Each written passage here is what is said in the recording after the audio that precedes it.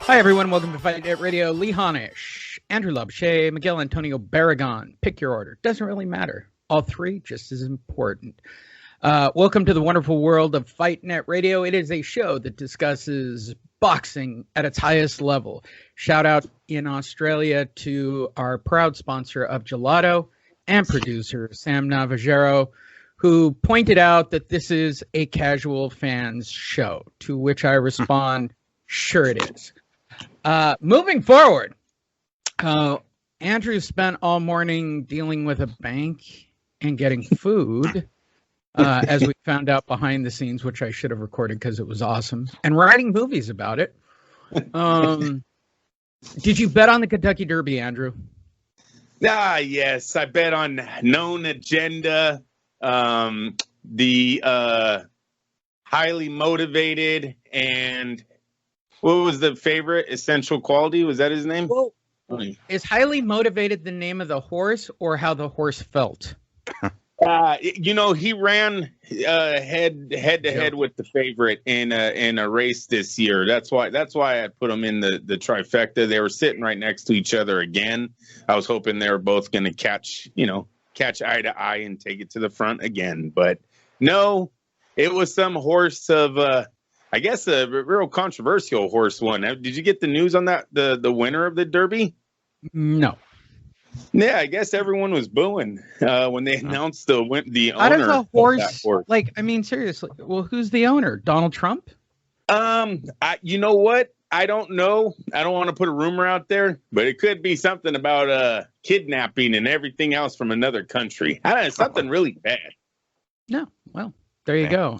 Miguel Antonio Baragon. Kind of question even how he got in the Derby, but go ahead. I'll say Donald Trump. It's a better story. Miguel Antonio Baragon, you didn't respond till later, which implies that you slept in, which implies you went out last night. No, I don't go out on Saturday nights. All my ladies know it's Saturday nights for fight night, so I don't go. But I did stay up late. My bitches know. No, I'm kidding. No, but no, I didn't go out last night. Hell no, I stayed home and watched all the fights, Holmes. Oh, all right. So it's just you and Pops drinking and watching fights. Yeah, pretty much. Yeah, as many of them switching between our laptop and TV. You watch Ariola Ruiz, and now he's a Holmes. You see how that works? Real fast, right? Real fast. Actually, he gave us the name of today's show. Today's show was named, for the first time, by not me. It was named by Miguel Antonio Baragon. And it is the greatest title ever, because I picked Canelo before the fight, to which Miguel responded, I'm picking the fat, tatted Latino with the clean fade. And that is the name of today's show. It was such a good line, and I wrote, safe bet, since they both have it, safe bet. All right, dialing it all in. If this is your first time listening to Fight Net Radio, go click like, subscribe at fight.net.radio at Fight Fiend Miggs. He is continuing his 45-part in-depth saga into the world of Eddie Hearn. Wow, how did you get this one? It is a continuing series that he's been working on. If you have not seen it, exclusive interviews with Eddie Hearn and the entire Eddie Hearn stable, and complete deep details on the upcoming Joshua Fury fight as well. Miguel is just busting it wide open at Fight Fiend Miggs on all of his channels. With that said, let me ask the question again so I can get the segue. Hey, Miguel, have you finally gotten up the watch along that you and I did at Fight Fiend Miggs? Yes, I have. It took for a minute. I mean, it was when you upload a video on YouTube and it's a long ass video, it takes even longer to upload it. But ultimately, I did get it up there. Yes. Okay. Well, great. I'm glad you finally got it up. Has anybody watched it? 11 people have watched it. That's killing it. We're in the double digits, so that in itself episode. is a victory. There you go. At Fight Fiend Miggs, if you want to watch the drunken Oscar De La Hoya moment. All right, cool. Commercial's over. Let's jump right into it. Here's how the show works. The show is about boxing. We start with the last story of last week, work our way forward. If you're wondering, will that mean a lot of new Joshua rumor stories, fightings over, worrying about the purse stories? Oh yeah, there's at least a half dozen of those in here. So, you've got that look forward to. But the entire end of this show, I think we're covering at least a half dozen fights. So let's hit it. Starting off right out of the gate, Dana White, Jake Paul, Triller are mind-boggling fucking circus. Bless you. Their pay-per-view numbers are full of shit. Jake Paul inserted himself straight into the UFC storyline when he crashed UFC 261 at Saturday's fight. Dana White had this to say, fuck Jake Paul. I put this in specifically for you, Andrew, because this is the first time you agree with Dana White. Yes. That's all there was to that story. Moving forward. Are you serious? That's all. What happened? No, hold on. There's a follow-up. Jake Paul fires back at Dana White. Why are UFC fighters so underpaid compared to boxers? Ooh, such a low-down, dirty comeback, all within 24 hours. I turn to you, Andrew. Why is that? Why are UFC fighters paid less? Well, I don't know. Listen, the UFC used to brag about making a lot of money on their pay-per-views, on their merchandise. So I don't know why the fighters and it's not just me saying it. You've seen fighters come out against their own organization saying they don't make enough. The most famous one I think wasn't it Diaz who came out and said he couldn't afford a house, and then finally he got to buy a house or something later on in his career. I know. In the city that he lives in, he should be able to afford to buy a house. Anybody can afford to buy a house in that city. Anyone. You would think. Yeah, you would think. You know what's even sadder is they already spray painted over his what was a mural on the side of the wall. They took that down over there. Diaz is no longer in Stockton. Well, Stockton is such a great place, Andrew. It is. I mean, you can attest to that. Bigger than that. I thought he would have been up. I thought he would have been up there longer than that. I thought that was weak. He used to be the city's hero. Now he isn't. Miguel, why are Triller athletes paid more than boxers who are paid more than UFC fighters? I'll up the game.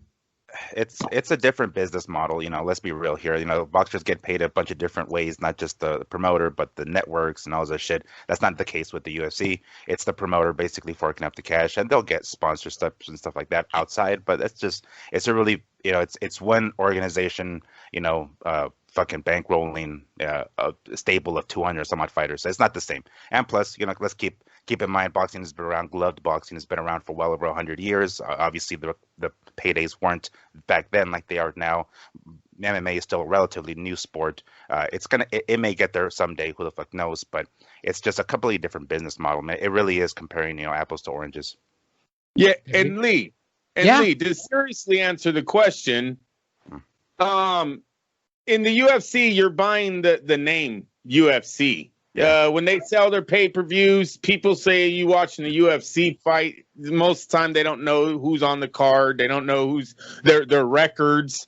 They can't tell you about the career. Some of these guys, they have a number losses. They have hella losses. Nobody cares. They're all still watching. And boxing is not like that, man. You get 2 losses in boxing. You get stopped once. People are like, I don't know. He's kind of messed up upstairs. Like, yeah, Miguel Cotto being one of the biggest names that just people look past them after their second defeat. That's not like that in the UFC.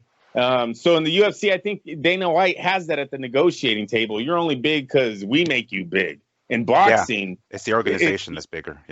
Yes. In boxing, it's different. You put everything behind these guys, these fighters. They're the ones that generate the ticket sales, the eyes coming to the fight or whatnot. So that's why they make so much more money, Lee. When you get a fighter that you think is going to go undefeated for fucking 14, 17 years, go 89-0, go 50-0, you get someone like this, they're going to make a lot of money.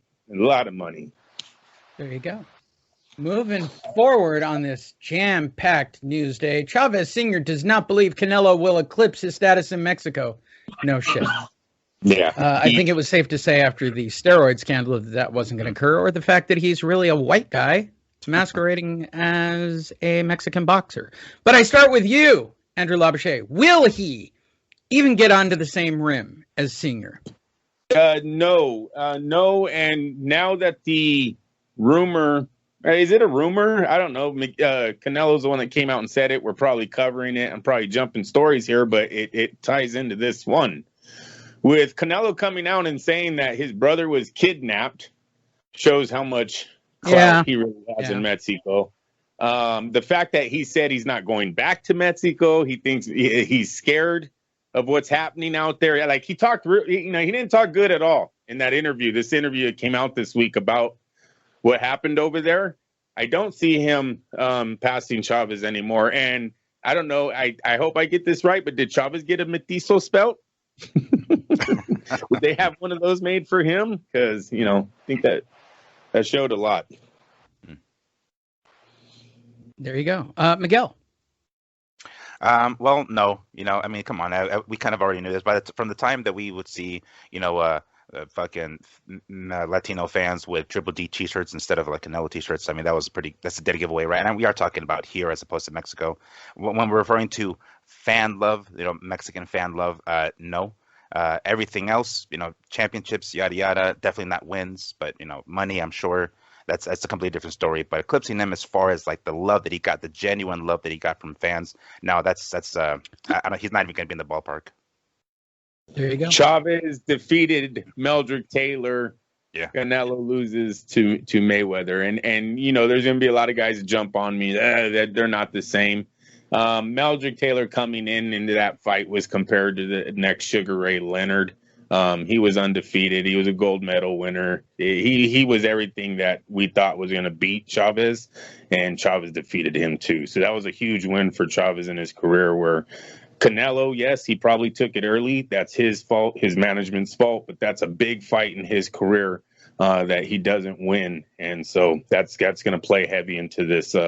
It's almost like, the what everyone used to hold over Tom Brady's head with the Joe Montana argument. He's undefeated. Yeah, Tom Brady lost in the Super Bowl. That makes him better. Even though I think that argument's dead now with as many Super Bowls Tom Brady went to, you'll hear people still say the O in the big games is more than that. There you go. Moving forward. I'm frustrated. Oh, first update. Alert. First update of the afternoon. Aaron frustrated. Herm radio silent on Fury Joshua site deal. Fury might fight Wilder next. All right. So for those of you who don't know anything about Big Bob, when he gets frustrated during a negotiation, tends to do what I call the Big Bob biggest move, which is, okay, we'll pick somebody else. What do I mean? He's put a deal on the table. It's the deal he wants to do. Hearn doesn't want to do the deal. They're dickering sides. So Bob has gone to his playbook, which is, listen, there's that other guy out there. The one who says all the stupid shit. Let's get him. He'll take the fight. He'll love it. We'll do a third fight with that asshole. We'll kick his ass and our price will go up. And Lee, he's saying this while Hearn is on speaker on the phone. Yeah, right. Wait, hold on. Let me get it right. Eddie, is that you? Hold on. All right, I got Hearn on hold. Wink, wink. All right, listen, everyone at the table. Fuck this guy. All right, let me push the button and talk to Eddie again. Wink, wink. Oh, hey, Eddie. All right, let's hammer out this deal now between the two of us. Yeah, no shit. But producer note, you cannot wink wink on a audio broadcast, nor can you even do it when I'm not sharing my screen. So a video of me. So enjoy the audio wink wink. Yeah, I'm not surprised by this at all. This was earlier in the week, and this is very much an Aram tactic. I start with you, Miguel Antonio Baragon. Big Bob going big playbook. Yeah, I mean, it's an obvious ploy, right? To get as much leverage as they possibly can.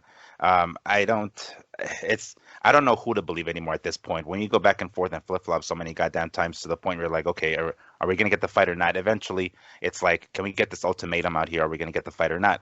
I don't know what's going to happen in this particular case, but it's obvious that, when when Aaron plays with others, he doesn't play very well, and he wants to do things by himself. He's already had 2 successful fights with PBC and fucking Deontay Wilder, so it's gonna probably be an easier time to get a third fight out of that one than it is to negotiate with Matchroom and Hearn. But I mean, at this point, I'm not even sure if we're gonna get the fight anymore. Listen, Manny, I play with myself just fine. I play with myself 3 times a day. Jesus, I still come buckets, for God's sakes. Andrew, it's a good joke on the fly. Andrew, are you buying into the Big Bob Big Fake?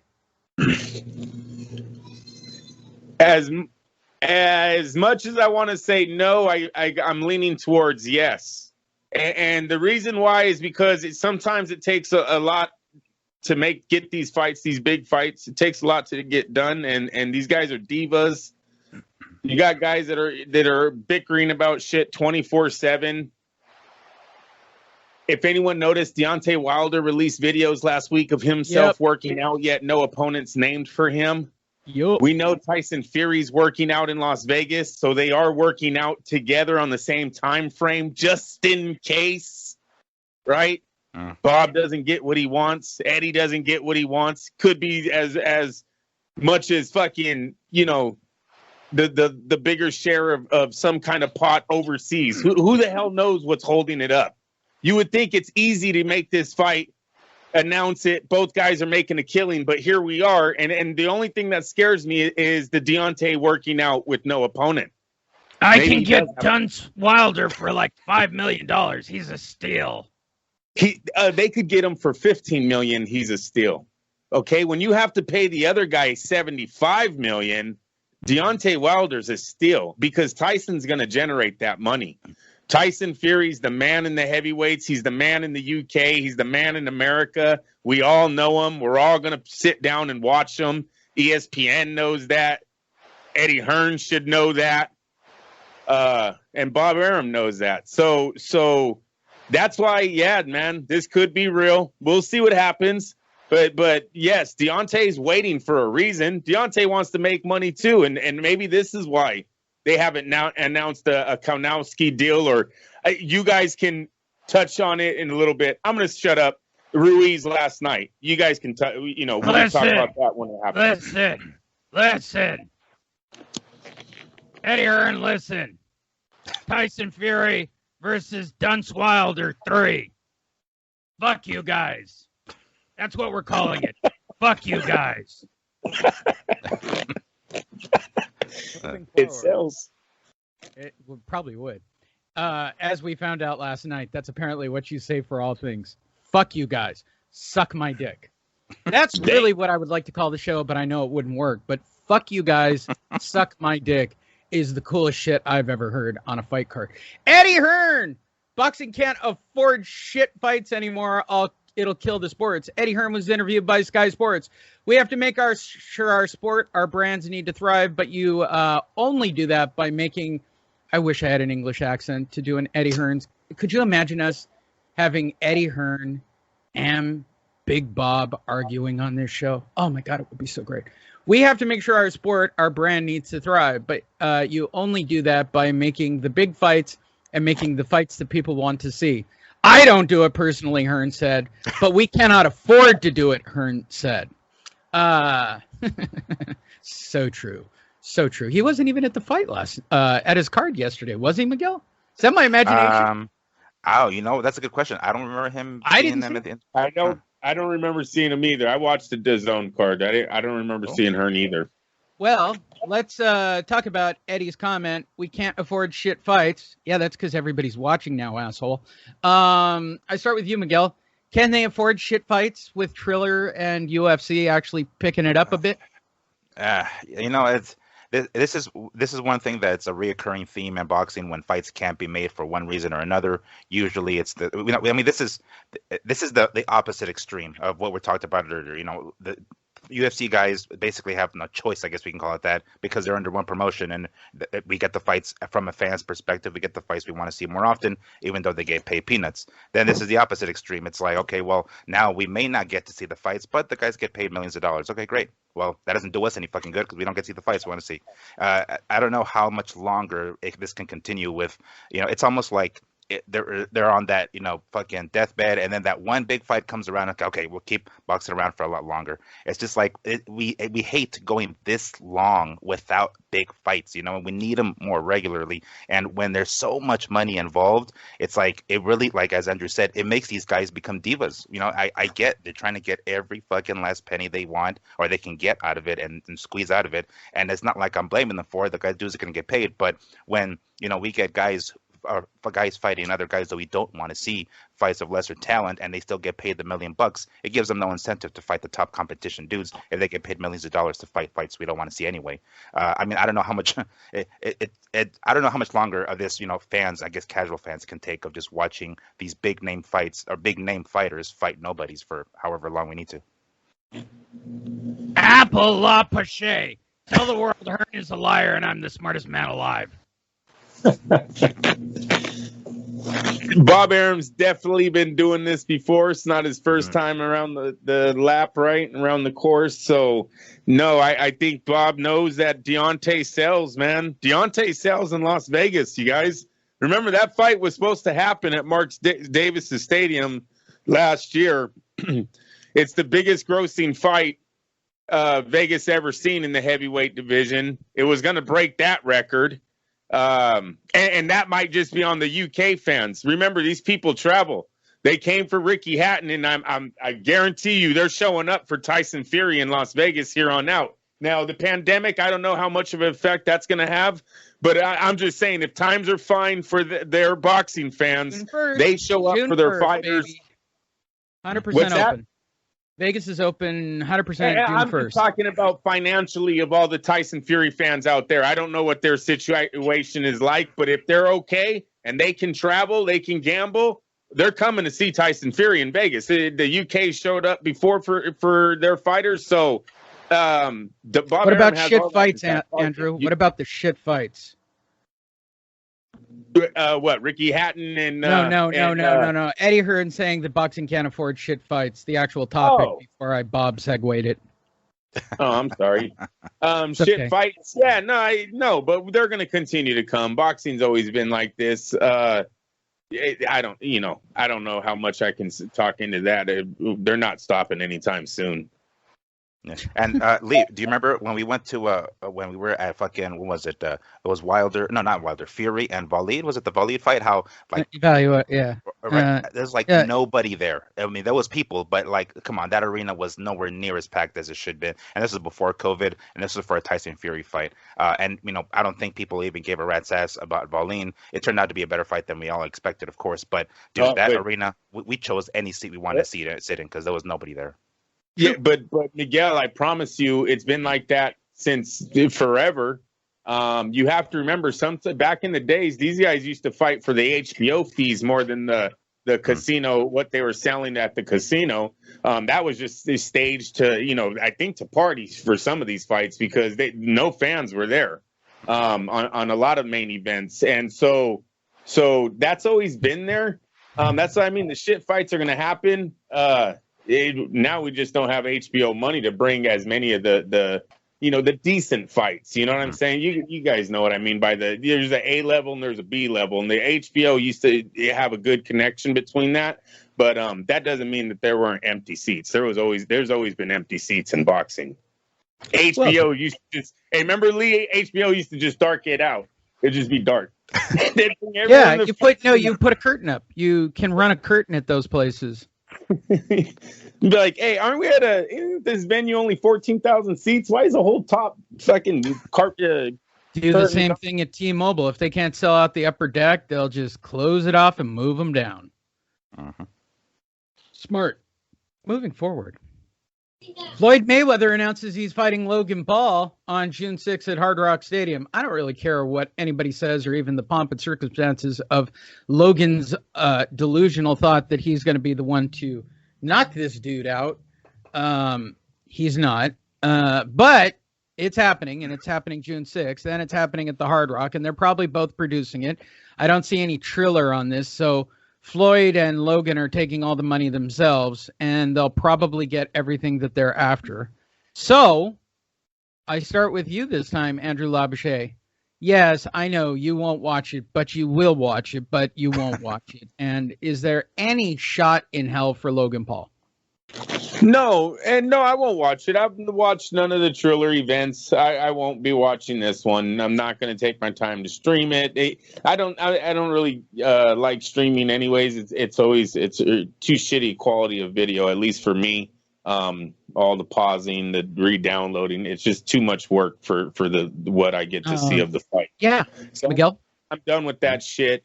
But no, I won't be watching this. Look, I hope the best for Floyd. I hope he makes a lot of money. But for the real diehards, man, we can't be tuning into shit like this, or it's not going to go away.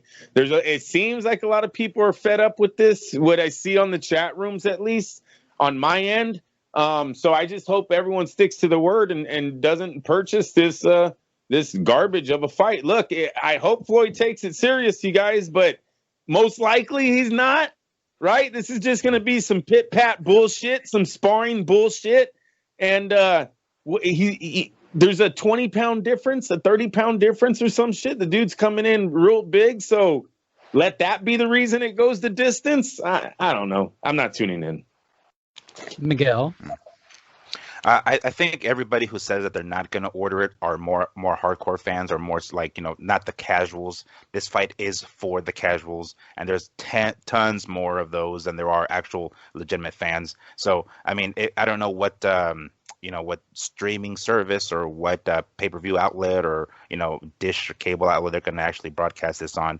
But I mean, it's. I don't know. Is this even going to be a legit fight? Like, is it going to be like a 5-round or 4-round, down in the 3-minute type of deal, or is it going to be like a 10-rounder? I know one thing from what I've seen, quick videos and pictures and Instagram posts and Twitter posts and whatnot.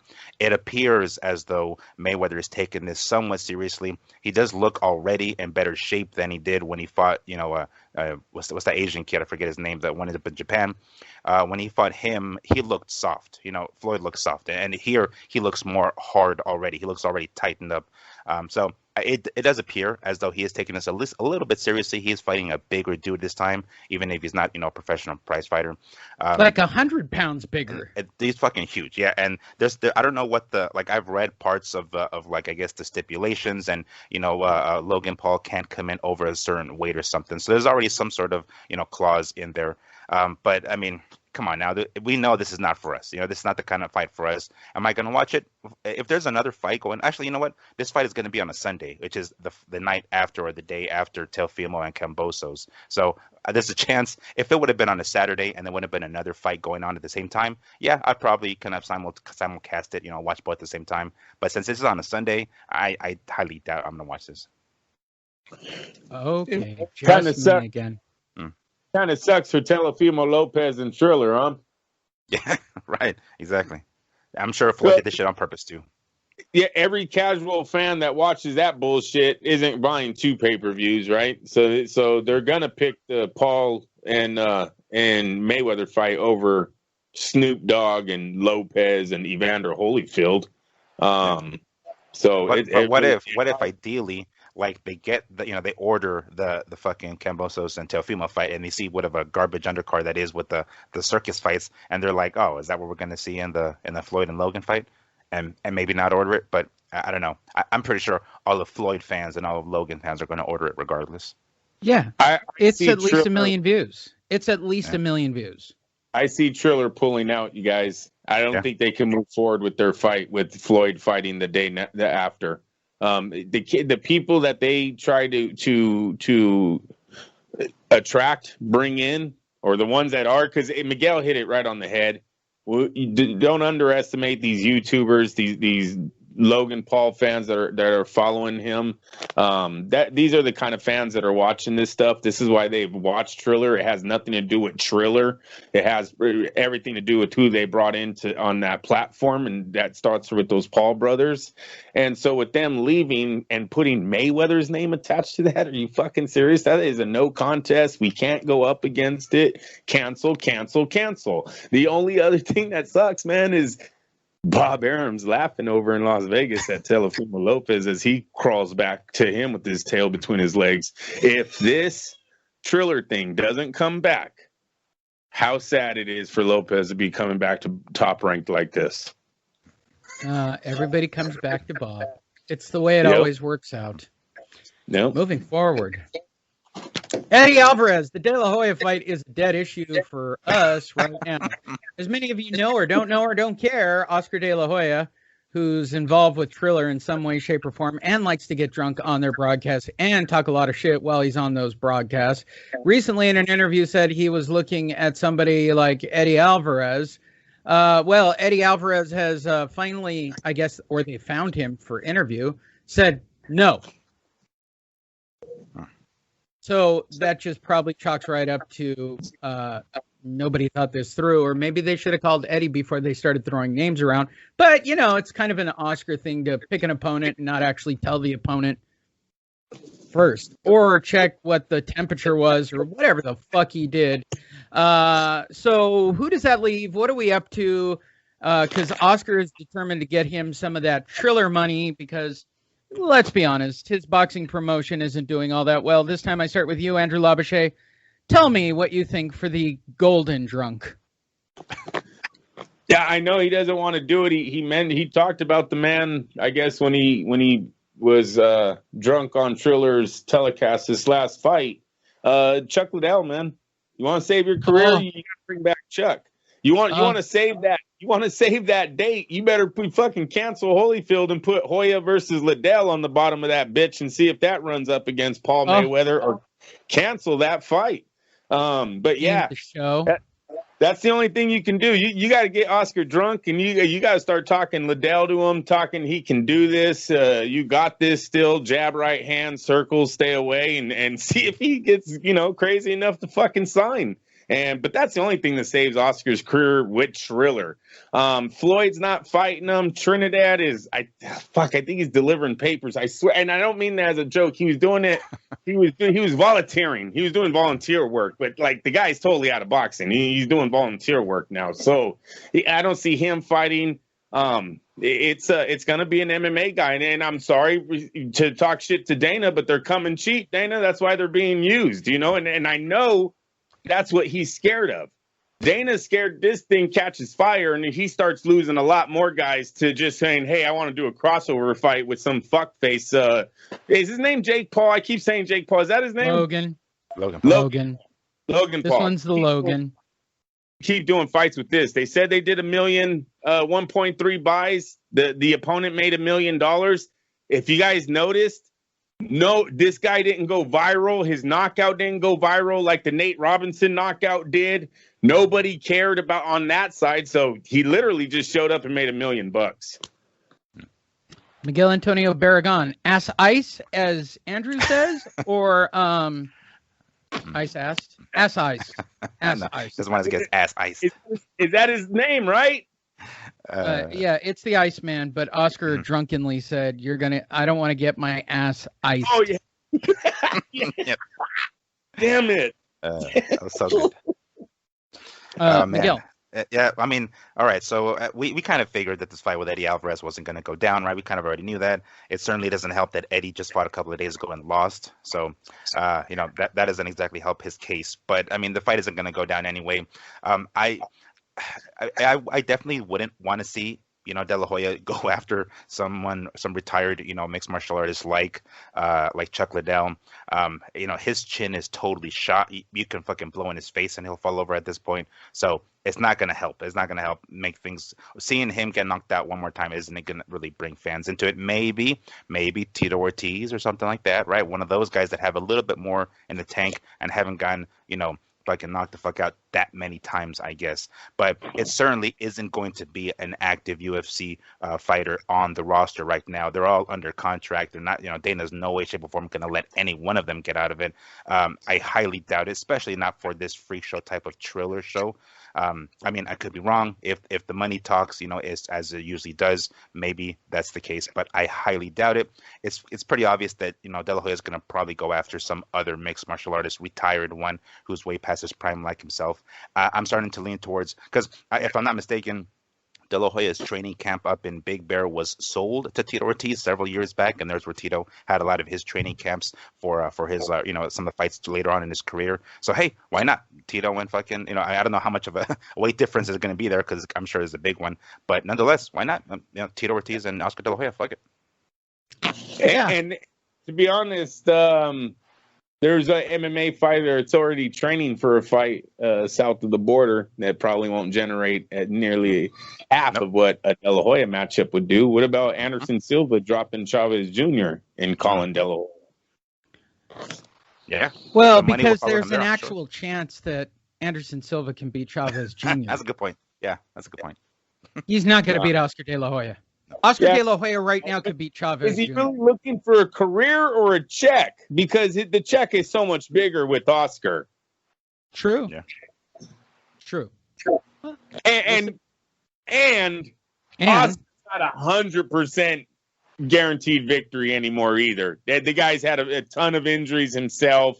Anderson's a fighter. He was kickboxer before everything, right? Yeah, Muay Thai. That's where he started. Muay Thai, yeah. So I mean, the guy's been around boxing technique his whole life. Also, there's a fight there. Those are two huge names, and it's kind of what Triller and Oscar need. Listen, this thing took such a backseat with the Floyd announcement, though. I can't see it moving forward. Feel sorry for Lopez. He was, what did he make? 6 million? I hope they reschedule. But who knows? All right, moving forward. Jaime Mangia versus Raymie Melichek, which is an odd fight since the dude won an Academy Award for playing in, the Queen movie. But whatever. Rami, what's his name? Rescheduled for June 19th. I didn't care about the fight in the first place. And really, maybe Jaime should fight Rami Melichek instead of whoever Mehe Sulasaki is. Whatever. I mean, maybe I'm missing it. I start with you, Andrew Labouche. I don't get Jaime Mangia. I don't see his appeal. He doesn't seem to say more than 3 words. He doesn't carry a pillow. He's not an impressive fighter because he's fighting sub-caliber opponents.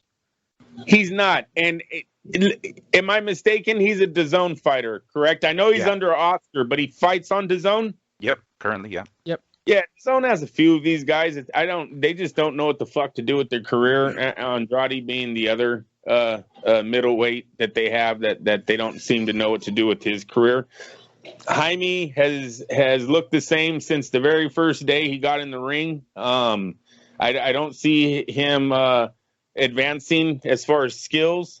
So I don't know why he hasn't gotten his shot, why Eddie Hearn and anybody in Golden Boy has not seen that they've got to use this kid while he's fresh, because every time they put him in with one of these no names, he's going to war with them. It's just a closer fight than it should be on paper. And I think they're hurting this guy's chance to make some good money in this sport.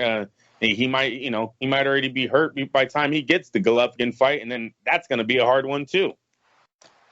Miguel Antonio Baragon, should he fight Huckchuck Vomit or Rami Melichek and have a chance at seeing who does a better Freddie Mercury? Neither.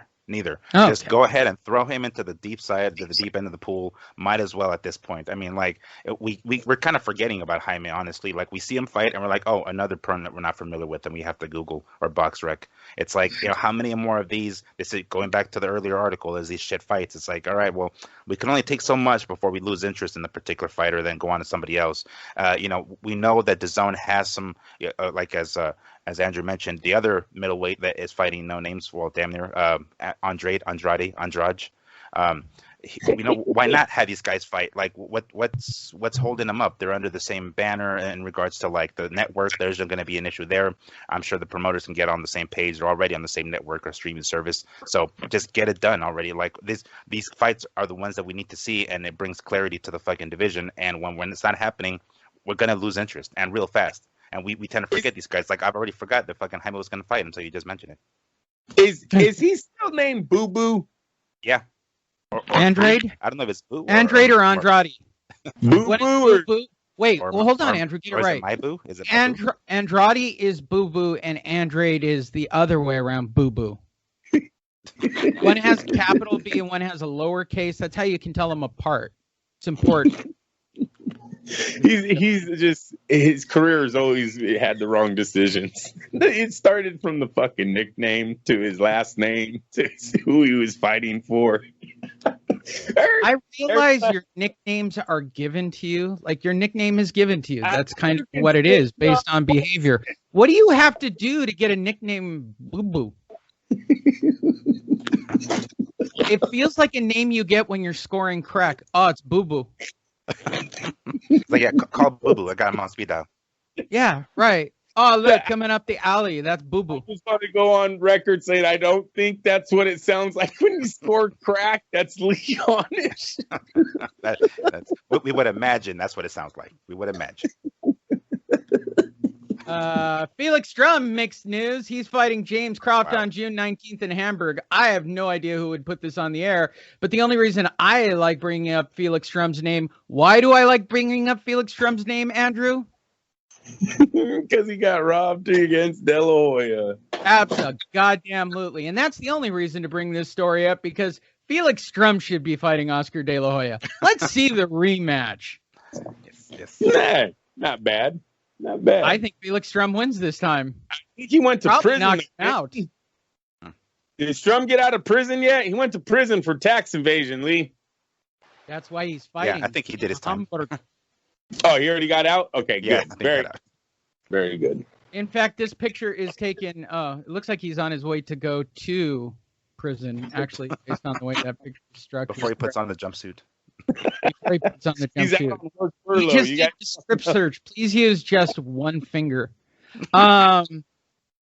He was a smart man as far as the model that Lee says every fighter should take, that comes from nowhere, gets their shot. Doesn't he go back to Germany? I think he signs like a $40 million deal. Really never comes back to America to fight again, I don't believe. Just made all his money over there, did a little modeling, but forgot to pay taxes. And then Otto Wallen didn't listen to me. Now Otto Wallen is fighting for the BBC. No shit, yeah. Sherlock. Yeah. No, guys, Strum did very good for himself after that De La Hoya controversial decision. Miguel Antonio Baragon, would you like to see Strum De La Hoya too?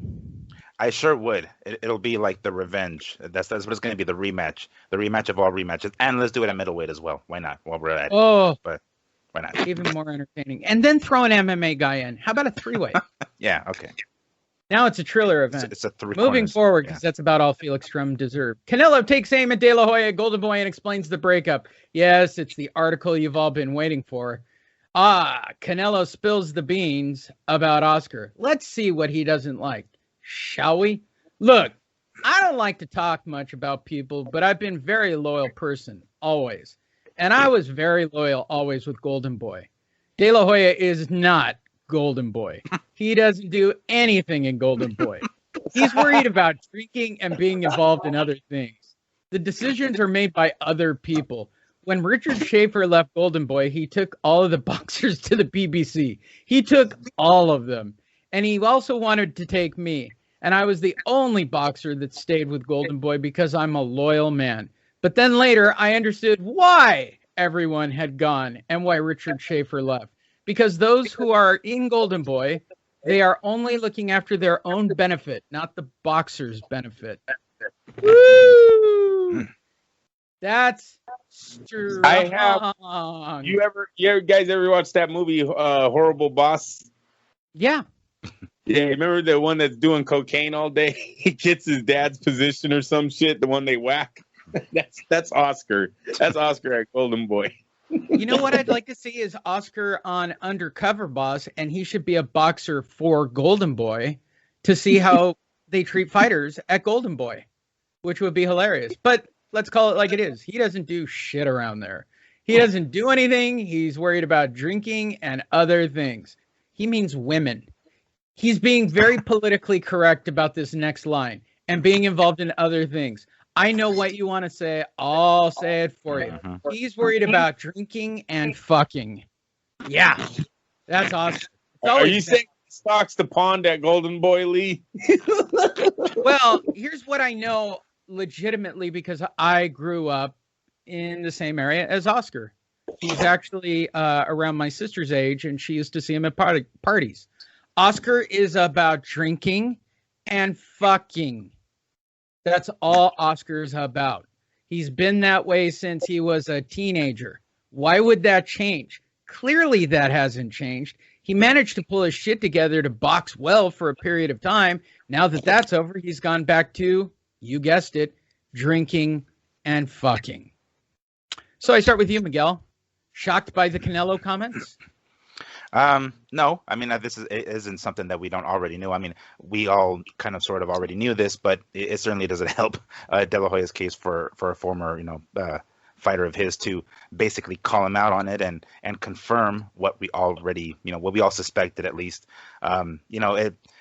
It sucks. Usually once a breakup like this happens, all the dirty laundry is aired and we all get to see, what the hell's going on as far as, the inner workings and who's got secrets and all this shit. So it's kind of like a tell-all type of book that, brings tabloids to the fucking tables. But it certainly doesn't surprise me that this is what De La Hoya is about. As you mentioned, he's always been about that. And when he got into when his boxing career blew up and money came into the picture, that was even amplified even more. And now that he doesn't actually have to fight, but he's still making money or was making money off his fighters, I'm sure that continued into his promoting days. But I mean, it sucks that it's gotten to this point that these guys are like talking this, because I mean, eventually there's going to be a point where De La Hoya is going to say something about Canelo, right? He's going to have to come back with his own diss track, and it's going to be a fucking rapper beef type of deal. And I'm just waiting for that to happen, because I don't know what's the word?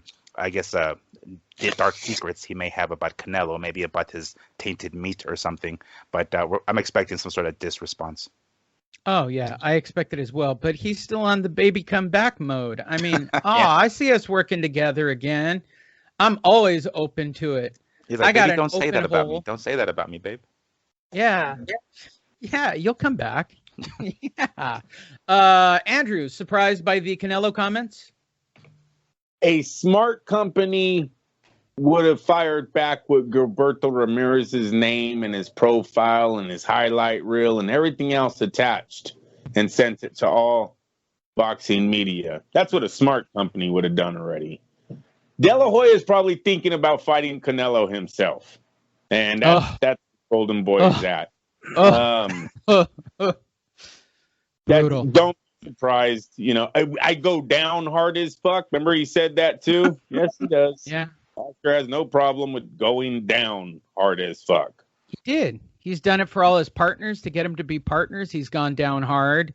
He does it for the women he pays money to. He goes down hard. I mean, The guy it's his had a mantra. Arm, took it off and went into the boxing ring, Lee. Like, he really doesn't care. Okay? No, he really doesn't. He has no shame.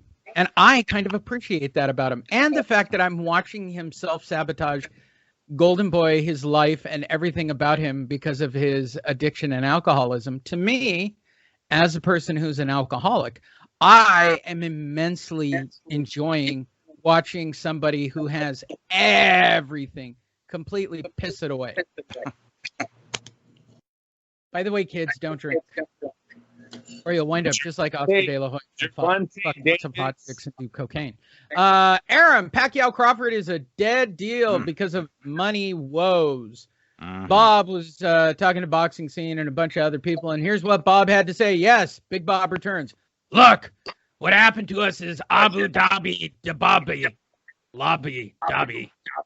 That place. Was we had. Was we had. I'm looking at it on the screen, Miguel. That's written like that, right? Yeah. Abu Dhabi was we had. Abu Dhabi has long hair. Abu Dhabi was this that. Abu Dhabi was we this. Abu Dhabi was what? Wow, boxing scene. Do you have a typo? You guys rock. So anybody from boxing scene listening, please go fix this in the article from last week. Oh, look, what we have to us here is that Abu Dhabi signed contracts and everything. And they were supposed to put up the money, right? That's what those goddamn Arabs do. Well, those fucking people haven't sent us money. I've been waiting for 2 weeks. I've jacked off like 27 times. That's 2 weeks in Bob years. Nobody put money up, and they keep promising that they would. Both Crawford and Pacquiao, they've agreed. They've signed the contract. But fuck, Abu Dhabi won't do it. There you go. There's the inside track on the Abu Dhabi situation and fucking typo. Boxing scene. The first time I've really seen this on boxing scene. Something of this caliber. I had to read it again because I was convinced it was just me. Look, comma, what happened to us in Abu Dhabi was we had signed. That just doesn't work. There's no way Bob spoke like that. Was we had signed. You really think that Bob said Abu Dhabi was we had signed contract? What the fuck, people? How'd that get past everybody in the typo or transcripts? And they told it to you directly. You guys fucked that up? I want to hear the transcripts. I got to hear that audio. Bring me the fucking audio. Is it on a podcast? I would go through it and make it the beginning of the show. Was Bob Arum saying, what happened to us in Abu Dhabi was we had signed contracts? Really? I've never heard Bob speak with bad grammatical structure ever. But I could be wrong. Andrew, are you surprised that was we had was signed contracts? No, like I said last week, I think Manny Pacquiao hasn't announced shit. I know everyone else said he was fighting, I think it was Mikey Garcia. We haven't seen a Mikey Garcia official announcement from PBC or Showtime. I guess they might be involved in that fight too. Nothing. There's been nothing. So Manny Pacquiao is out there still. Crawford's out there. I think this has a little bit more to do with what's going on in Las Vegas opening up than anything else. It's Las Vegas Raiders Stadium, man. That is the savior to all of this shit. I don't know what the casinos feel about it. We're going to see how the casinos do with losing the fight, holding the fight. Because it really, Lee, they didn't even have a piece out of the T-Mobile, correct? Or Miguel, you're out there too. The casinos have nothing to do with T-Mobile, right? They do not. It's the Anheuser-Schultz Group. Okay. Anheuser. Okay. They kind of lost. The MGM had already lost boxing to the T-Mobile. So this is actually a blessing to everybody then. I guess it sucks for T-Mobile, but no, the Raiders Stadium looks like it's going to be the new home to these big events, boxing events. T-Mobile might hold some of the smaller fights if they ever come back, but the smaller fights will go to T-Mobile. But no, your big ticket sales, man, that's going to the 72,000 seat venue. I don't give a fuck what they open up on that strip. That 72,000 seats is where it's going to be at. AEG. Miguel Antonio Baragon, was we had? Yes. I am, yes, is disappointed for sure. Surprised, no, but definitely disappointed. I mean, until last I read, Manny signed his side, but I guess or I was gonna say Spence, Jesus Christ, Crawford hadn't signed his part yet. I don't think, from what I understand, that had anything to do with the fight falling apart, because he was going to sign according to what they were saying. It just hadn't happened yet until then the money didn't come in through the Arabs at Abu Dhabi, and the fight fell through. And it didn't even matter that Crawford didn't sign his part of the deal, from what I understand, but I could be wrong. So yeah, I'm certainly not surprised. This isn't the first time. We know not to get too excited when it comes to stuff like this. And last night, Mikey Garcia was actually one of the color commentators. Well, not color commentators, but I guess one of the boxing analysts they had on the PBC card with Areola and and Ruiz. And I was trying to, I was listening to him to see if he had mentioned anything about a potential fight coming up. Maybe I missed it, but I don't remember him mentioning a damn thing about any possible fight with Manny Pacquiao. Last I read, Manny's trying to now get Spence on the table. Whether or not that's actually going to happen, of course, remains to be seen. But I'm certainly not holding my breath for that one either. There you go. Yes. I can guarantee you, though, and maybe we can all talk. This is a question to both of you. Crawford and ESPN generate more money for Manny Pacquiao if that fight is still there, correct? Yes. Yeah. No question. I don't know if Crawford's a draw. I mean, I'm going to be perfectly honest. I mean, it's a fight fan fight, right? It's a fight fan fight. But I know everybody wants to believe that it's Errol Spence is a bigger name than Crawford, but to be honest, both of them, if the two of them fought, maybe they fill T-Mobile, but they ain't filling Raider Stadium. But that's why I attached ESPN's name to it. With their backing for Terrence Crawford's fought in a lot on ESPN. There's a lot of their viewers that know him. Them putting their commercial Pacquiao Crawford all over their stations. That's what I mean. I don't think Manny's looking. He's not looking anywhere else until that offer is completely off the table. I think Terrence Crawford and Bob Arum still hold the cards on that one. I would make the argument that welterweight up to middleweight, because I don't really declare Canelo a middleweight. He's really fighting at light heavyweight. But from welterweight to middleweight, I would argue, thanks to the PBC, Bob Arum, and Oscar De La Hoya, we have the biggest collection of forgettable stars in all of these weight classes. Yeah. No, the whole welterweight division is, you guys. No, seriously. The whole welterweight division. There's diehards know it, but if they disappeared, the end games happen to them. No casual would give a fuck. We've shifted to heavyweights again, right? Yeah. Heavyweights are the ticket. No. That's why you see Bob shifting into heavyweights. Not Bob, because he's too fucking senile to know about it. God bless you, Bob. It's your team. But they're signing heavyweights. Smart. Eddie Hearn signing heavyweights. Right. That's where the big money is. But it wasn't the heavyweights for a while. They had to actually unify all the belts and get all the straps into one place. And now that it's all about chasing one or two guys instead of 40 guys, now the heavyweight division's hot. And the same thing's true for the middleweights and for the welterweights, or all the sub fucking weights that they've come up with. Nobody gives two fucking craps. I mean, honestly, the only name people know between middleweight to welterweight, everybody, casual fan, the number one name is Canelo. And that's it. There is nobody else. Pacquiao. If you threw welterweight in there, he's kind of off the charts too. He's kind of off the charts too. Let's be honest. He's not forgotten in his fan base, Lee. He has 3 comeback wins that are all notable wins that almost got him fighter of the decade. I think 3 times in a row, or is it 4? It might even be 4 times. He almost got that fighter of the decade bullshit on the last 3 wins. So you got to give him that. Manny has one more mega fight in him. He's earned that. What was it? Matisse, Broner, and Thurman. Thurman, yes. Those 3 fights have earned Manny's fan base their trust back. They will show up for his next big fight. Well, there are 10 million, Filipinos that, love Manny and his brutal dictator ways. So, there's always a crowd. Or you can beat the crowd into liking him.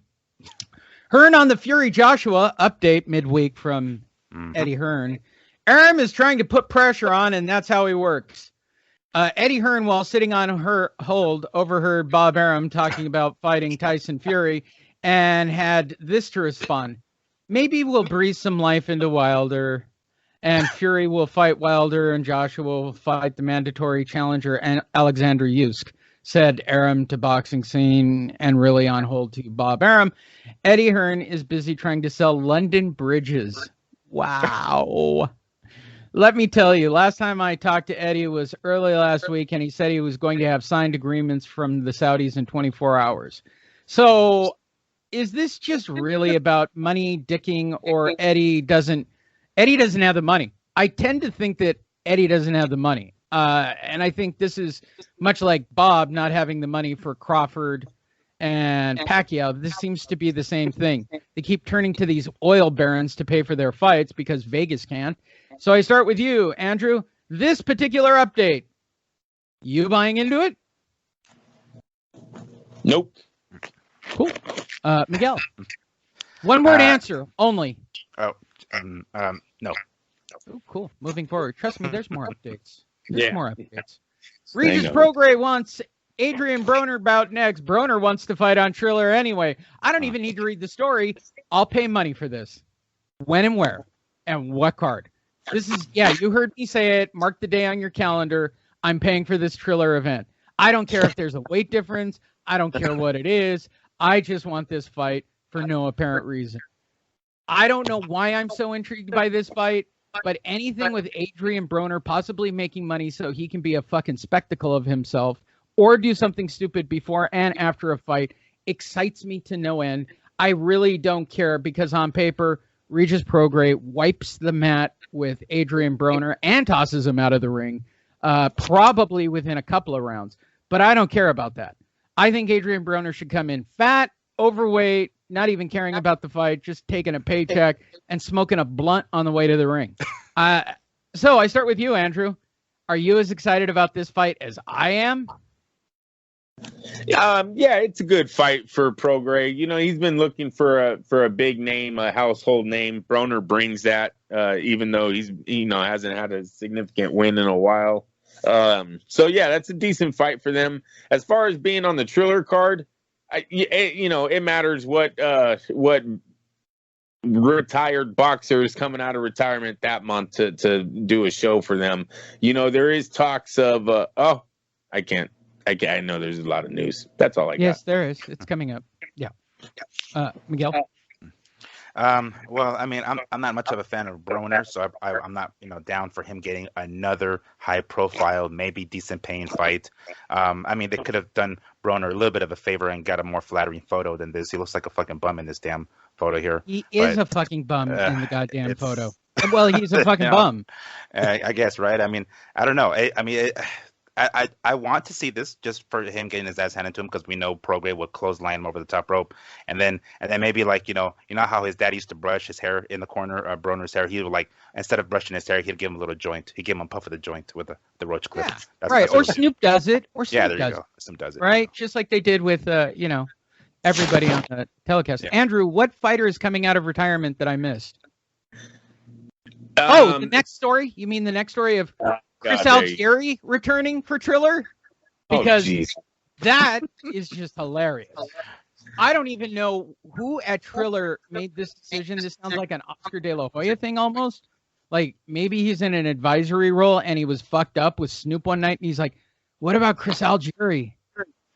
He's selling supplements. You could get him cheap. I think he's for announcing, not fighting. Who's announcing?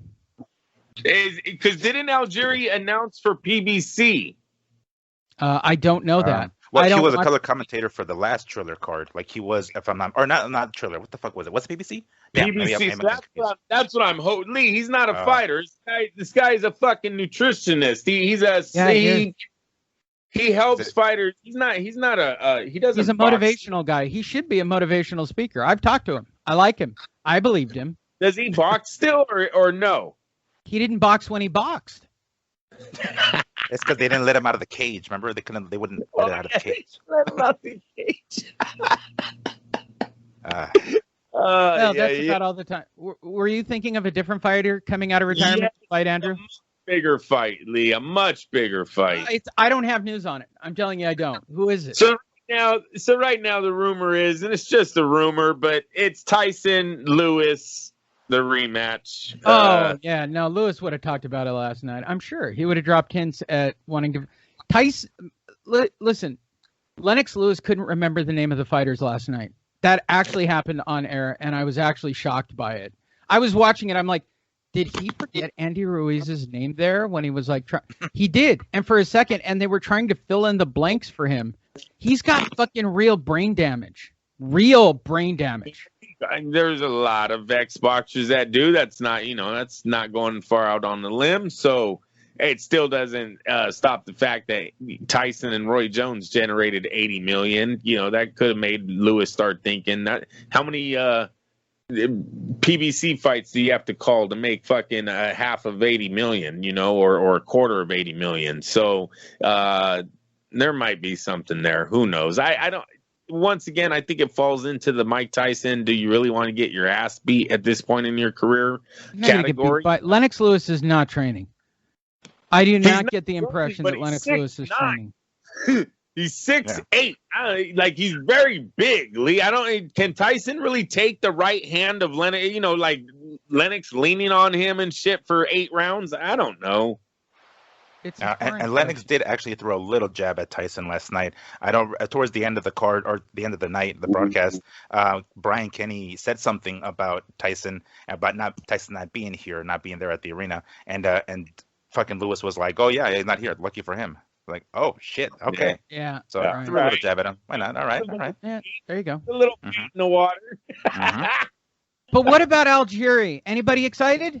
Anybody into FightNet Radio? Scroll I'm looking down for to one scroll Algieri down. fan. We got to scroll down to see if this is actual fight or commentating. Hold on. Manager. Okay, here's what it is. I have committed to Chris and manager Keith Conley that he will be fighting on our next show after Lopez Camboso. Peter Kahn. Oh, I didn't know it was Peter Kahn, who's the chief boxing officer. That's actually really funny.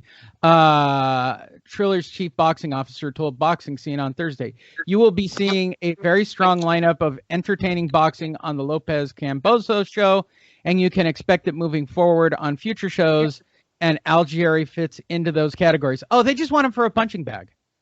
They want him as a punching bag. He's got a name, and he's a punching bag. That's not right. What do you think he is, Andrew? Oh, no. I'm saying that's not right that they're using him. Oh, okay, cool.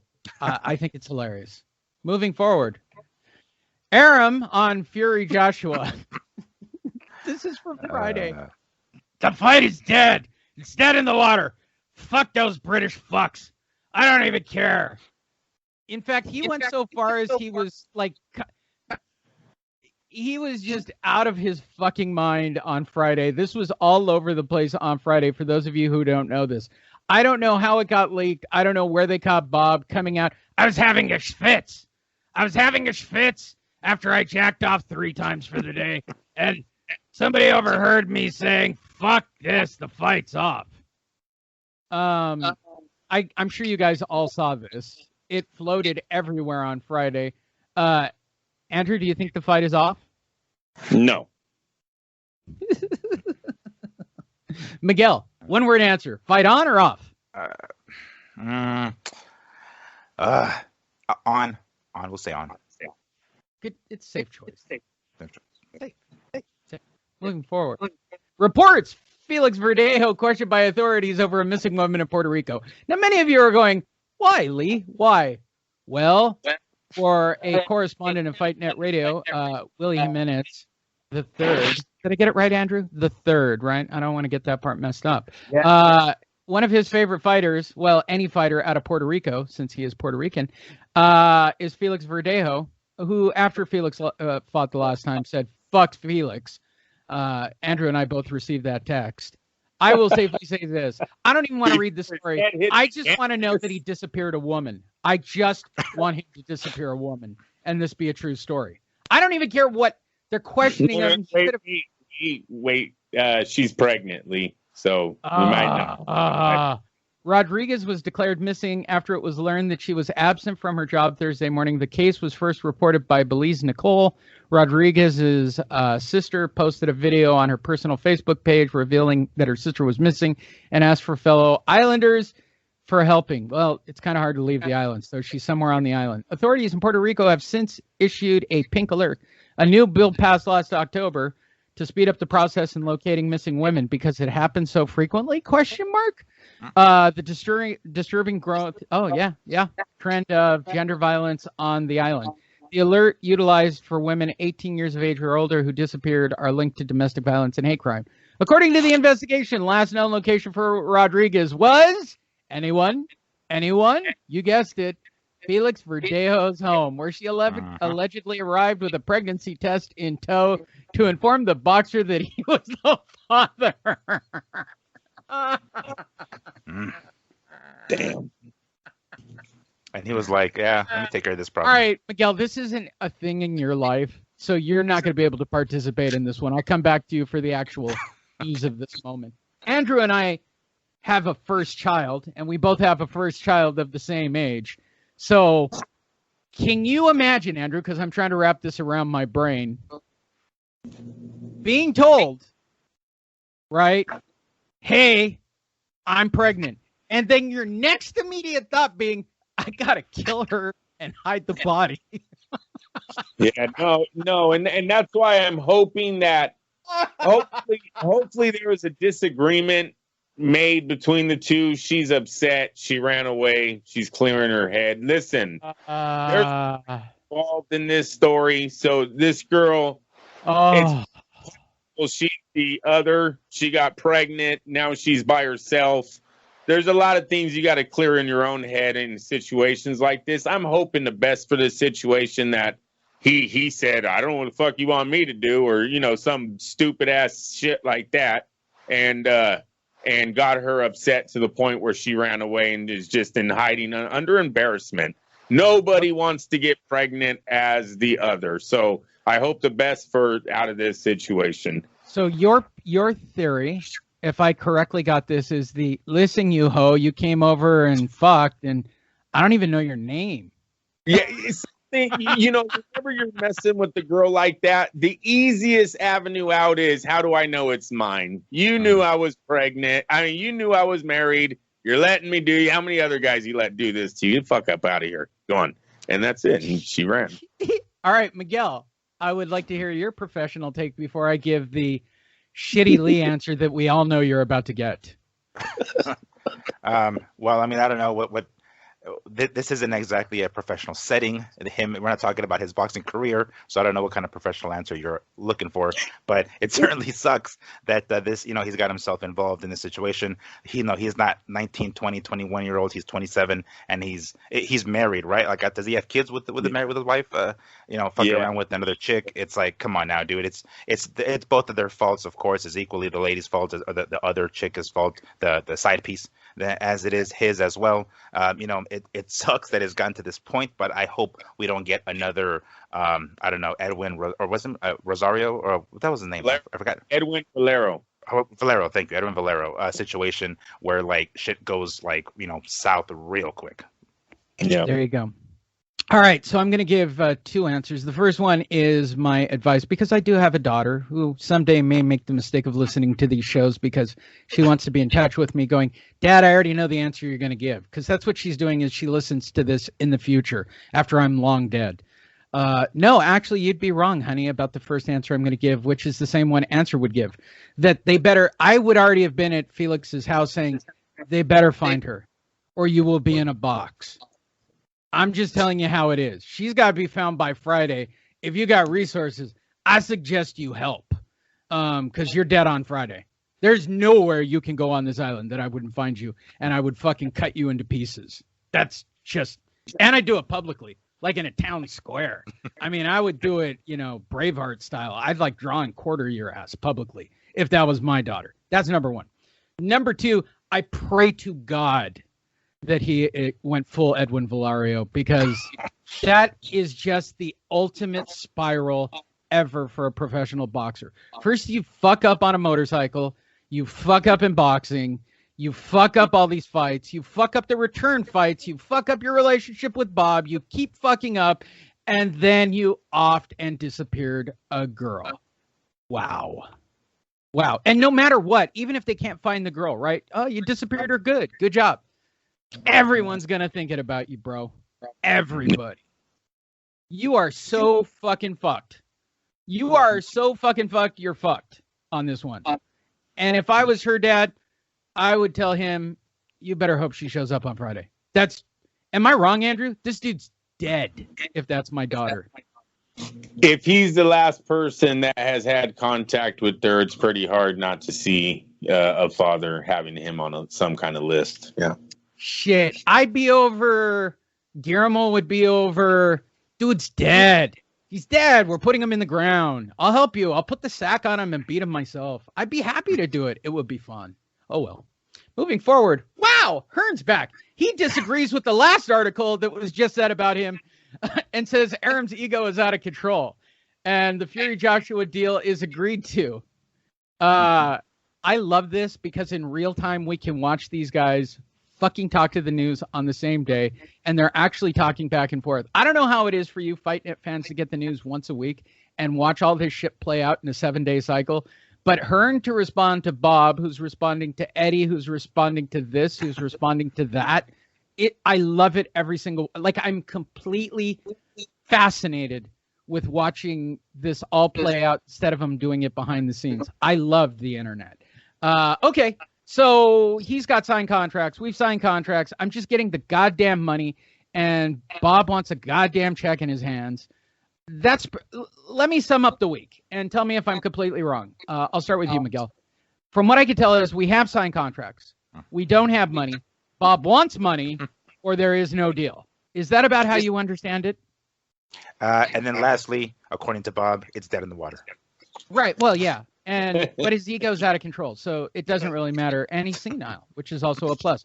Andrew, is that how you sum up last week's complete Fury Joshua updates? Yeah, that sounded pretty good. Anybody want to change their opinion on whether or not the fight is on or off this week, or just wait till next week's updates? Do you guys even read them in real time anymore? I don't. I wait till the end of the week and then cherry pick each day which story I want to pick.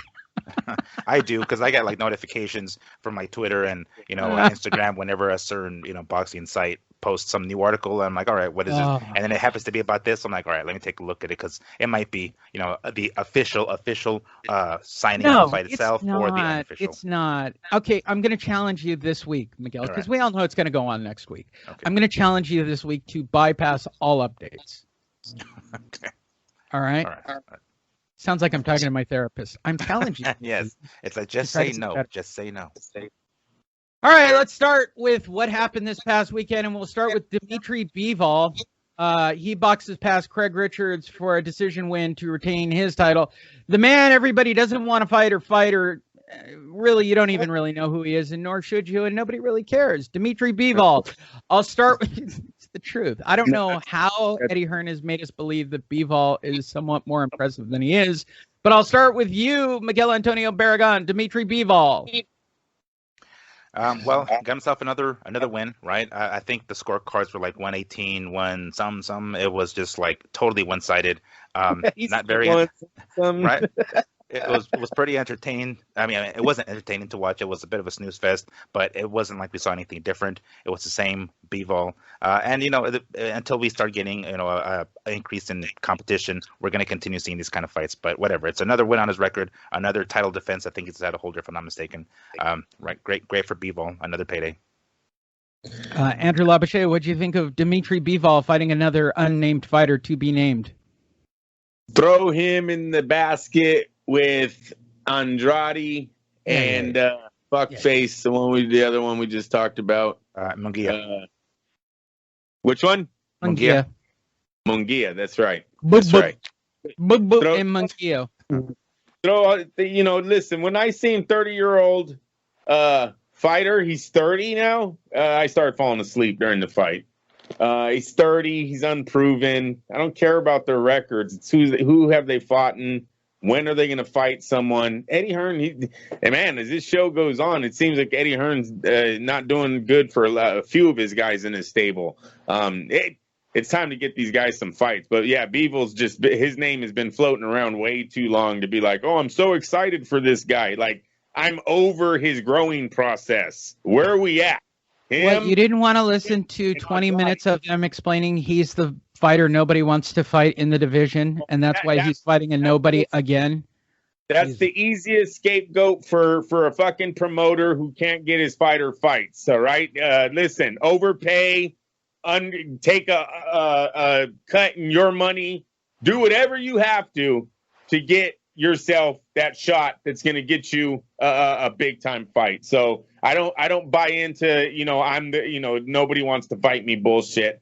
If you come in at the right price, anybody will fight. So let's do it. Overpay or take a pay cut, whatever one he has to do. By the way, I must recommend watching it via Sky Sport. I do like the English announcers better. I just do. Chris Eubanks Jr. Bus Up and Decisions Marcus Morrison. I watched it. He's about as boring or exciting equally as his dad. I have, other than I can fight Golovkin now. I can fight anybody in the division. Who have you fought, dude? Like, why is it because your dad's got a name that you automatically get moved to the front of the line in a sweepstakes fight? This is like the new big thing. It's like an Eddie Hearn script. But I start with you this time, Andrew. What did you think of Eubanks Jr.? Listen, Roy Jones is rubbing off. It's not a bad thing. I like that Eubanks. I don't think Roy was teaching Eubanks face expressions, body language. I think Eubanks been going hard on the DVDs or YouTube. I don't know what's the right thing to say nowadays on looking up Roy's old fights. And he's doing a lot of that in the ring. He's bringing a lot of that into the ring. And I like that.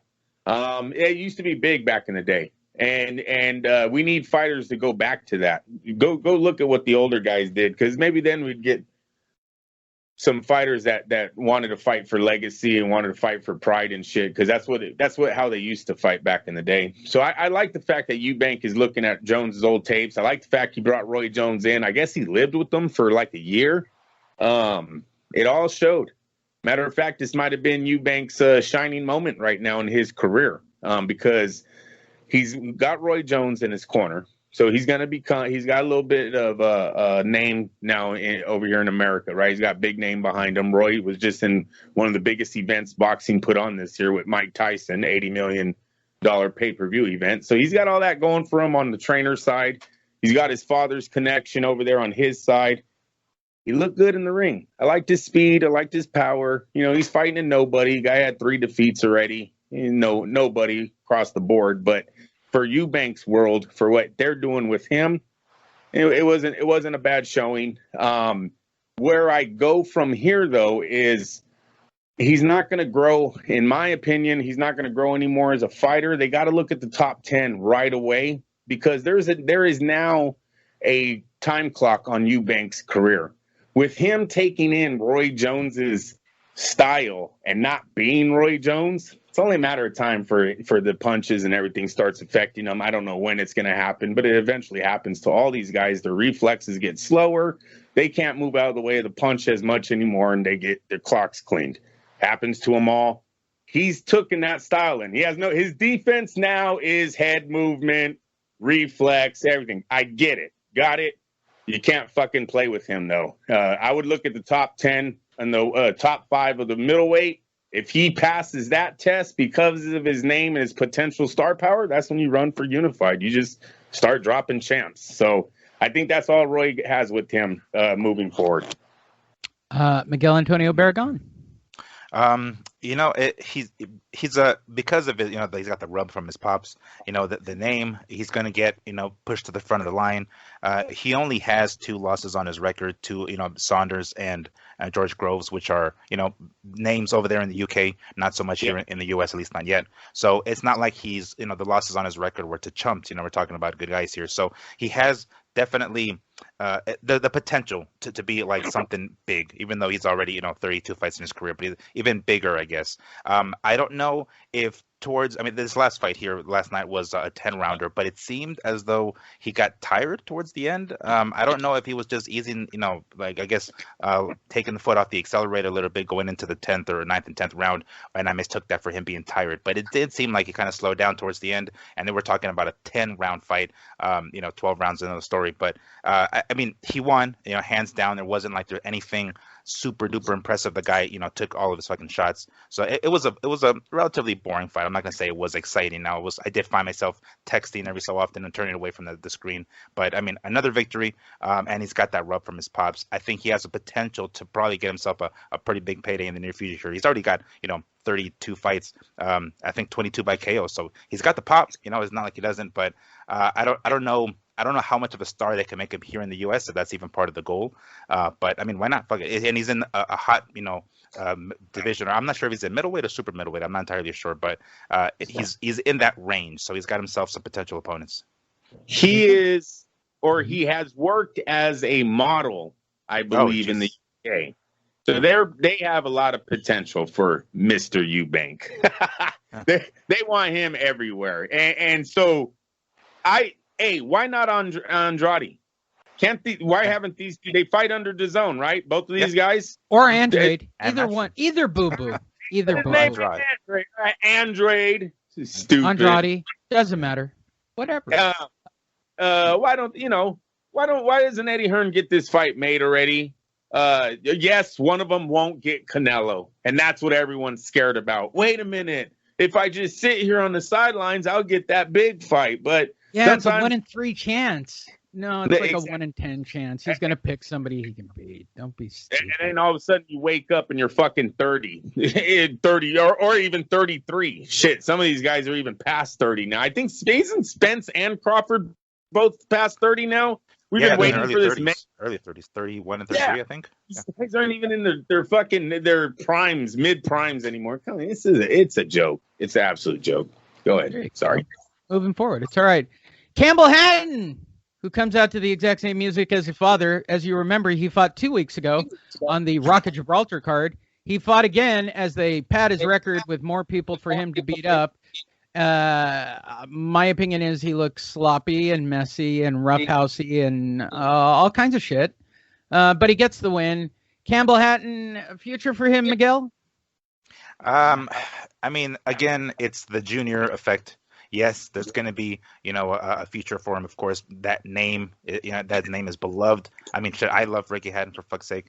So, I see another Hatton in the ring. I'm like, all right, I'm looking forward to watching it. I don't know. I don't see that in him. I don't see that the glimpses of like, oh shit, yes, he does look like his pops and he's got his last name, obviously, but we don't see it. I don't know. I get a Chavez Jr. vibe. Like there's going to be a fucking meltdown here. There's going to be, dude. Just me personally. I just don't know. Like he's going to get a lot of lucky breaks. He's going to get a lot of close decisions. He's going to be given the benefit of the doubt on a lot of scorecards because of his name. We know this. Of course, we've seen it time and time again. Whether or not that actually helps him, I don't know. It's going to make him think he's a lot better than he really is. And when he comes up against somebody who is way better, he's going to get fucking smoked. But, I mean, we're talking about down the line. They're going to make him fight every 2 weeks until he's 20-0. Yeah. I totally get what they're doing. So it's got that to go. But I just don't see it. I don't know. Whatever magic or whatever, anything that we saw from his pops, I just don't see it. Maybe I'm just, being too harsh on him or being too critical. Yeah. It just doesn't have it. I don't know. Without the amateur career, they're going to give him the amateur career in the ring every 2 weeks. This is just a formula. And that's what makes me think that this could be phony.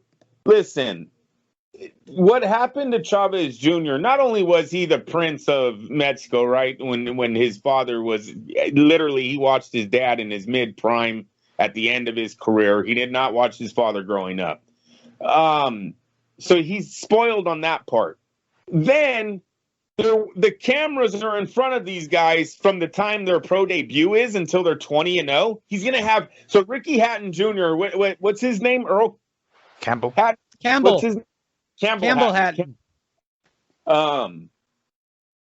He's going to have, how many times he's going to be in the big screens before he's actually legit or has actually proven something? You can ruin their egos. You can give them too much confidence and actually hurt their career growing wise. Sometimes you put them in too many easy fights. They're not getting the right experience out of the fights because you keep putting them in with guys that he can knock his head off because you don't want to ruin that whole momentum you got going of all these fans coming and buying these tickets. I don't like it. I don't like the fact that they already brought him back this early and he was on another TV telecast. If I'm the Hatton team, no, I want 15 of his fights off air. I'm taking him to the bad places. I'm making him work. You're making him earn it. But that's only if you're looking to do this long run. That's only if you're looking to build a champ. If you're looking to build Chavez Jr., well, have at it, man. 20-0. Fucking put him on TV every fucking time. He'll be the WBC champion in no time. Yeah. Get a big check and you go home. There you go. Moving forward. Katie Taylor, the chick I want to see the tits on, as well as Natasha Jones, probably had fight of the night. But Katie Taylor wins a decision to retain her title with the way too smiley Natasha Jones. It was an extremely entertaining fight that I was waiting for at least one good nipple slip. As a side note, everybody on the undercard and all of the fighters on the last UFC fight night made more than Katie Taylor, which is kind of sad. She is literally the single most undisputed champion in female boxing outside of Clarissa Shields, and these women don't make dick. You can make more doing a minimum wage job, which is tremendously sad. She's going to have to show her tits. I'm just saying it. Get it done, Katie. Maybe a beach pick, let it slip, make a few bucks with the rags there in England. But I digress. Miguel, what'd you think of Katie Taylor? It was a pretty fun fight, actually. Like there were a couple of times where, I mean, it was pretty obvious that she had control of the fight through the entire fight. There wasn't really any point where I thought like she was in trouble. Natasha did give her some trouble, though. She had landed a couple of jabs that kind of like stopped her dead in her track. But I mean, she has this like Katie Taylor. I mean, she has this thing where she has to get it back. She gets caught with something and she comes right back at you and takes control of the round again. And that's what I like about watching her fights, because even when she gets tagged, she's had some issues, some blemishes in her record, but anytime she's in the ring and she gets tagged with something, you can tell right away she wants to get it back. There's that anger, and I like watching that. And whether it's dudes fights or chicks fights, but that's pretty much what happened here. She controlled the fight the majority of, and there was a couple of instances where they headbutted, and thankfully there weren't any cuts or anything like that. If I want to say Natasha, I'm almost positive Natasha Jones was southpaw, and for some reason I don't know if it's just the way her last name is pronounced, but the English commentators kept calling her Jonas. I don't know what the fuck that was. I was like, why do they keep calling her Jonas? And I mean, I guess that's just how they pronounce it. I don't know, but I thought it was Jones, here in the U.S. But anyway, a good victory for Taylor. Good title defense, Jonas. It's Jonas. But I enjoyed the fight. It was fun. She certainly did, according to that title, she did outwork Jonas for sure. Andrew, what'd you think of Katie Taylor? Do you want to see her tits? I did not watch the fight. I'm sorry. That's all right. I did, and I want to see her tits. Which takes us to the main event of the DAZN evening. Joseph Parker versus Derek Chisora, where Joseph Parker somehow magically wins yet again. Chisora came out like a raging bull in pretty much the first half of the fight, and then much like the Alexander Usyk fight, just completely ran the fuck out of gas again. This seems to be the Derek Chisora story. That's a tough word to say. Chisora story. She sells seashells by the seashore. Derek Chisora. Joe Parker keeps winning, no matter who they throw in front of him, and he's still dangling around there. And now he's the number one something for the WBA belt, which, as we all know in boxing, doesn't mean dick diddly shit, but it sounded fun on paper. So let's talk about it, shall we? Or was last night's fight the number one for WBA? I think this was an eliminator for somebody like IBF or WBO. It was an eliminator. I do feel that way. But with that said, Chisora versus Parker. I'll start with you, Andrew. Did you think anything special of Joe Parker? No, and I also had Parker losing the fight. I thought Chisora won this thing. I knew he wasn't going to win it. Don't get it twisted. The man has, over 10 defeats in his career. He's fought in just about every big name out there. There's no need for Eddie Hearn to move forward with his career. That gives Joseph Parker 2 more points, and he wins the fight. That's it. That's all that happened there last night. But he lost. He got outworked. He got beat down. Listen, the shoulder roll, you don't shoulder roll fucking Derek Chisora. You just don't do it. He's going to punch right through that shit. He gives a fuck about your head movement. He'll hit your body. That's what he did, and it was beautiful work. It was borderline, looked like old George Foreman in there, man. Looked like old Frazier. 3 punches in a row. Bang, bang, bang. Like, holy shit, how? Hey, first, damn it, I didn't start it right. First, I wanted to give hats off to both men for the fight that they gave us.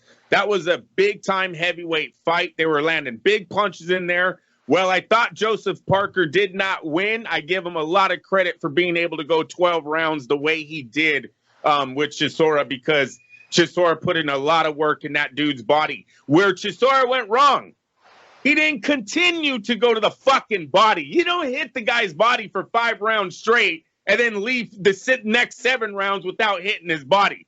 You got to keep it going. So I thought that's where he went wrong on the body work. I think if he would have stayed with it, if McGirt would have nailed that into it, we're doing it for 12 rounds straight. Oh, there's no way Joseph Parker, I think, goes 12 rounds with the type of punishment he was allowing Chisora to let him do on those ropes, just trying to do some kind of shoulder roll. As soon as it went crazy, he would just hug.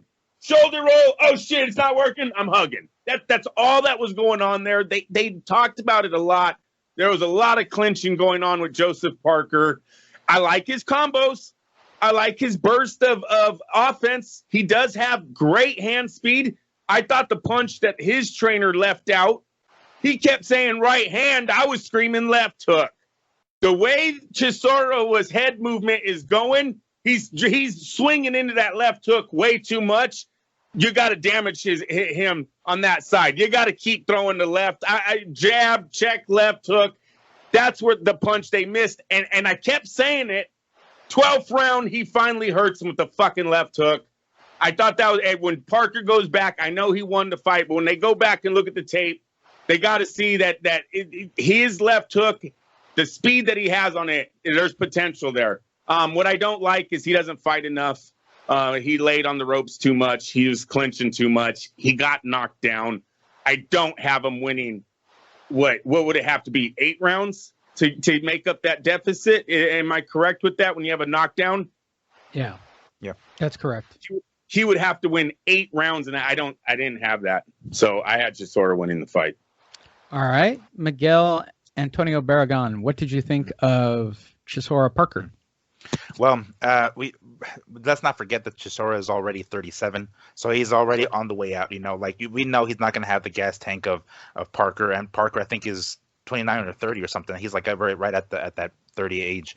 So it was, we know that Chisora's going to run out of gas, and he basically came out guns blazing. I think he knew that, and that's exactly what happened. He dropped Parker in that first round, and as soon as he caught him, I'm like, oh shit, okay, here we go. It's going to be a quick one. I actually thought he was going to get Parker out of there early, and it seemed as though Chisora had control of the fight.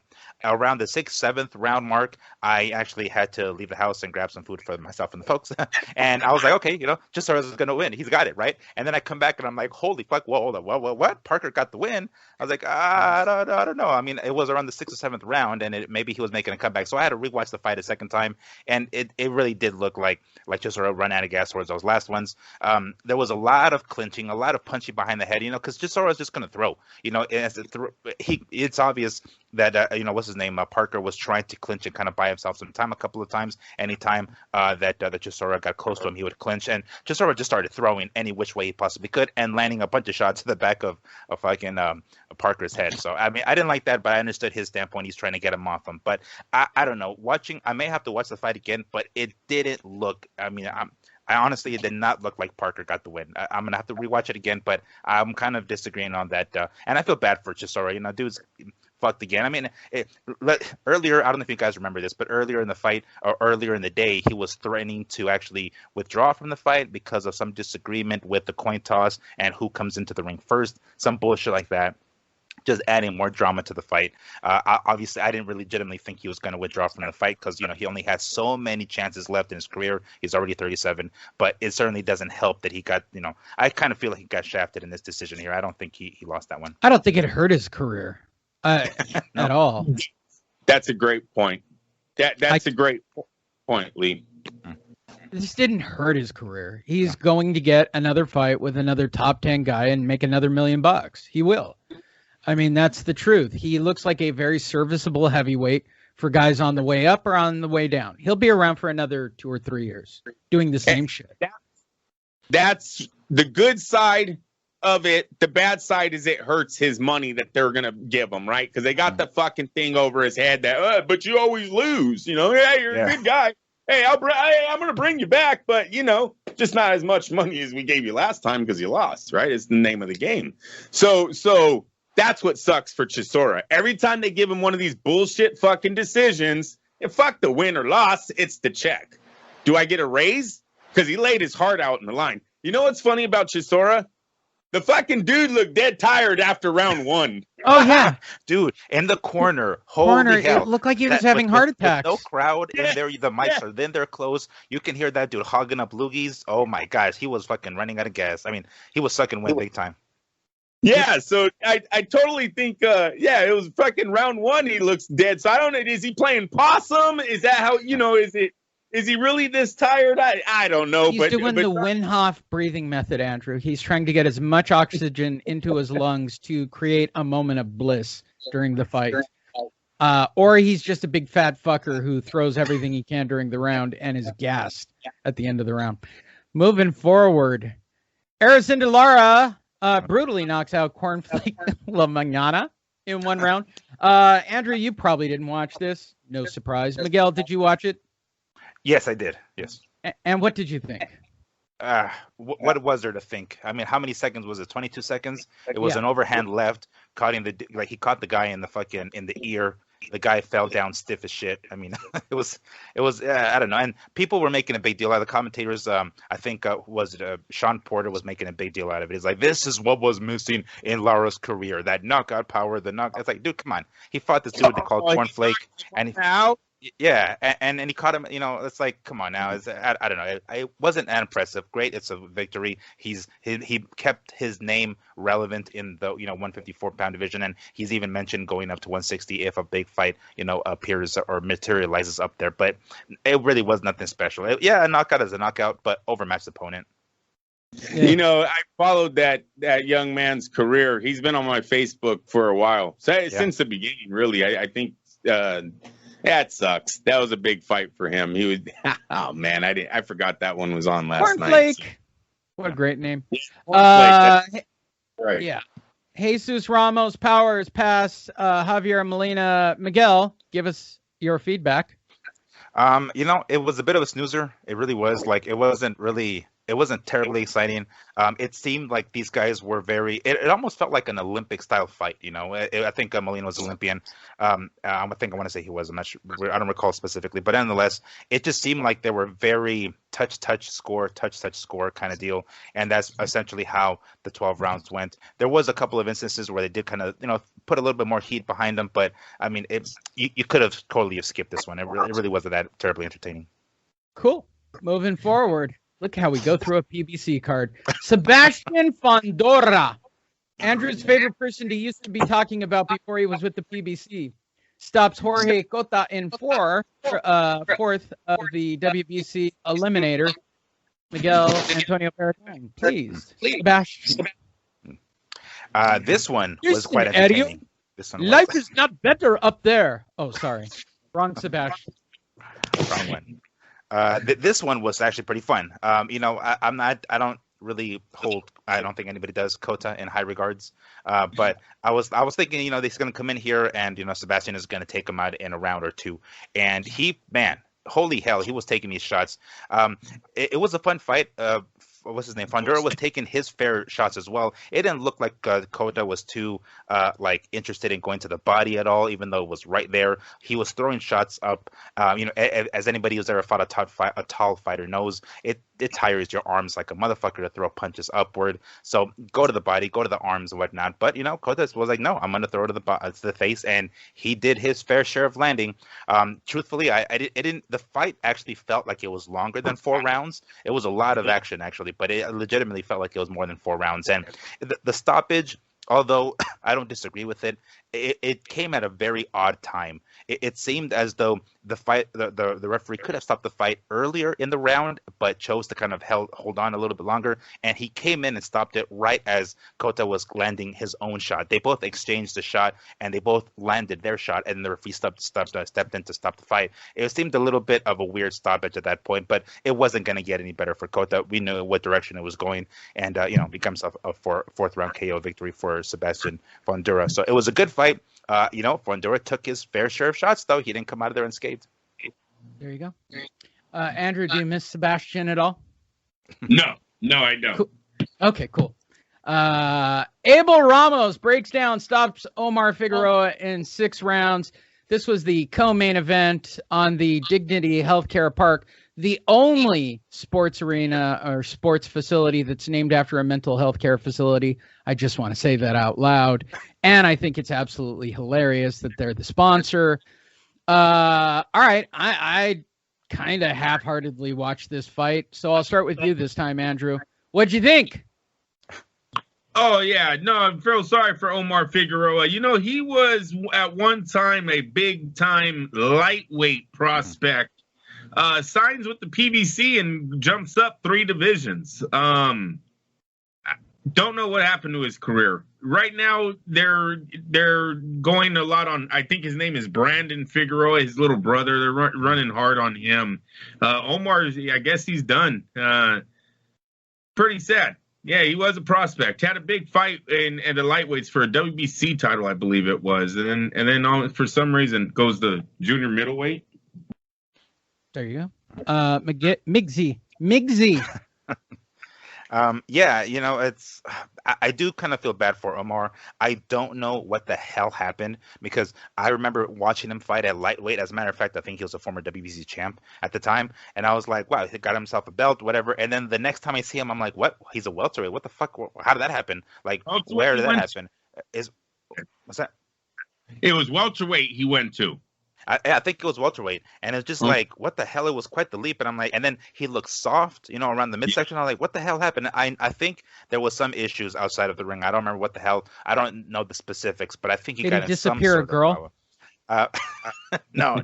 Otherwise, he probably himself would have disappeared. But no, I mean, I don't know if it had anything to do with anything remotely close to that. But nonetheless, I kind of feel bad for him, and he has when seeing some of his early fights.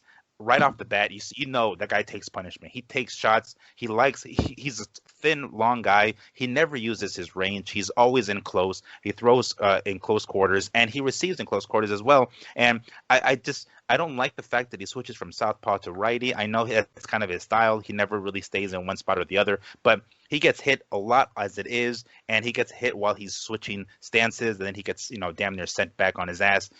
It was pretty obvious that what's his name, Abel Ramos, was basically like waiting and just kind of like making sure that waiting for the right time to land, and his punches just were not missing. I kind of feel bad for Omar. His career is pretty much in the toilet now. I don't know. I don't know if he's really put that much into his career to some degree. When I see the preparation, I'm like, did this dude, like, what happens? Something's missing. Either he just doesn't give that much of a rat's ass of his career and kind of half-asses it, or something has taken his attention away from it.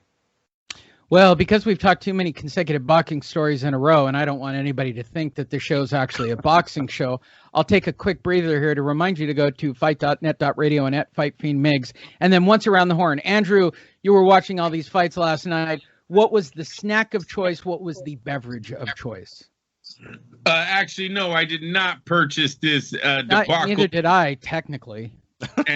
And I'm just happy that the PBC, held their streak of 12-round decisions. Just good job by those PBC guys. Wow, you didn't make an evening of it. Miguel, you make an evening of every fight night. What did you and your pops have? Well, I mean, it was entertaining. That's the one thing, right, that we were kind of looking forward to. We were hoping that we were going to get a good fight, albeit we thought maybe a short fight. We thought about this, with a couple of shows, or we spoke about this a couple of shows ago. We were hoping that Ruiz would come in and basically mop the floor with Arreola. We knew Arreola is a durable guy, and we were expecting him to kind of, give Ruiz a test, but ultimately not go the 12 rounds we were thinking. But I mean, it went to 12 rounds, but it wasn't, solely a snooze fest of two, fat motherfuckers holding on to each other and like, just clinching after every exchange. So it was a good fight. Yes, it was totally surprising that Arreola dropped Ruiz in the early, I think it was the second round. When we saw that, we're like, oh shit, it's gonna happen. He's gonna knock Ruiz out, and he dropped him. And then as soon as Ruiz popped back up, you could tell like the disappointment in his face, like, damn, I got caught. But it didn't look like he was really hurt, So we're like, all right, he's fine. And then he gets damn near dropped in the third round, and we're like, damn, he still hasn't recovered. What the fuck? So we legitimately thought that Arreola was going to pull off the upset. We legitimately thought he was going to actually get it. And then until he Ruiz popped his shoulder. Yeah, well, that came later on, but by that point, it looked as though Ruiz had already regained control of the fight and shaken off the cobwebs. So it was a very entertaining fight. Yes, it did go to 12 rounds, but it was quite entertaining, and Ruiz ultimately got the win, but it wasn't without with some trouble in the fight. I have a question before. Hold on, Andrew. Well, hold on. I want to check something. Have I had a stroke and the words out of my mouth don't make sense anymore? No. Anyone? No. Okay, I just have to check because that didn't really answer the question of what did you and your pops eat last night. But fuck it, let's talk about the fight. Chris Arreola goes 12 rounds with Andy Ruiz. Andy Ruiz wins by unanimous decision. There are many things I have to say about it. None of them have to do with the actual fight. Mostly they have to do with Chris Arreola having his shoulder popped out. I start with you, Andrew Labouche. Tell me your perspective on watching this fight that you didn't pay for. Listen, Andy, I didn't pay for it because it shouldn't have went fucking 9 minutes. And the fact that it went 12 rounds and you were dropped, dude, this guy's what is the word when you're a one-time hitter quitter? Look, Andy Ruiz is not top 10. He's not top 5. He's not going to be a champion in the near future. It's over. And the Anthony Joshua fight was a one-time thing. You fucking got dropped by Chris Arreola? I did not know. It's so fucking funny that he got dropped last night by Chris Arreola. No, dude, the dude's a has-been. Sorry, all the money, all the fucking cars. We all seen the video. You guys seen the video?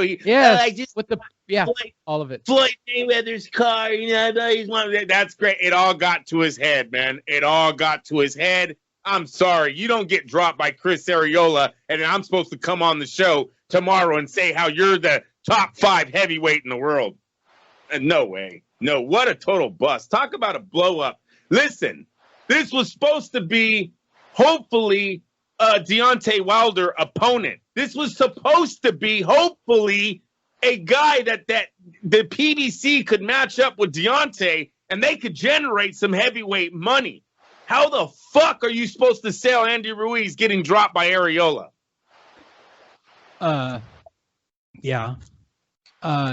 That's a takeaway from it. My general takeaway from it is I have lots of takeaways from this fight, and let's just go through my list of what I saw because yes, I did watch the fight, and it was entertaining until about the 6th round when his shoulder popped out, and I guarantee Chris Arreola is going to need surgery on that shoulder. But I digress.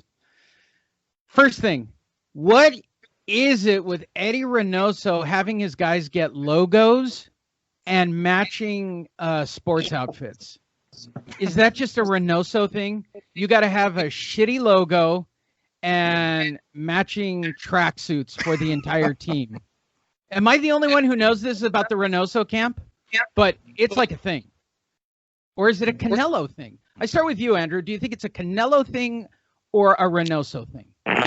I don't know, but it's definitely a thing right now. You see a lot of fighters trying to sell shirts, and the Tyson Fury, Danny Garcia, Oscar Valdez, Canelo, they've all got these symbols. Not these shitty. These particular logos are like Canelo's cousin or Reynoso's cousin.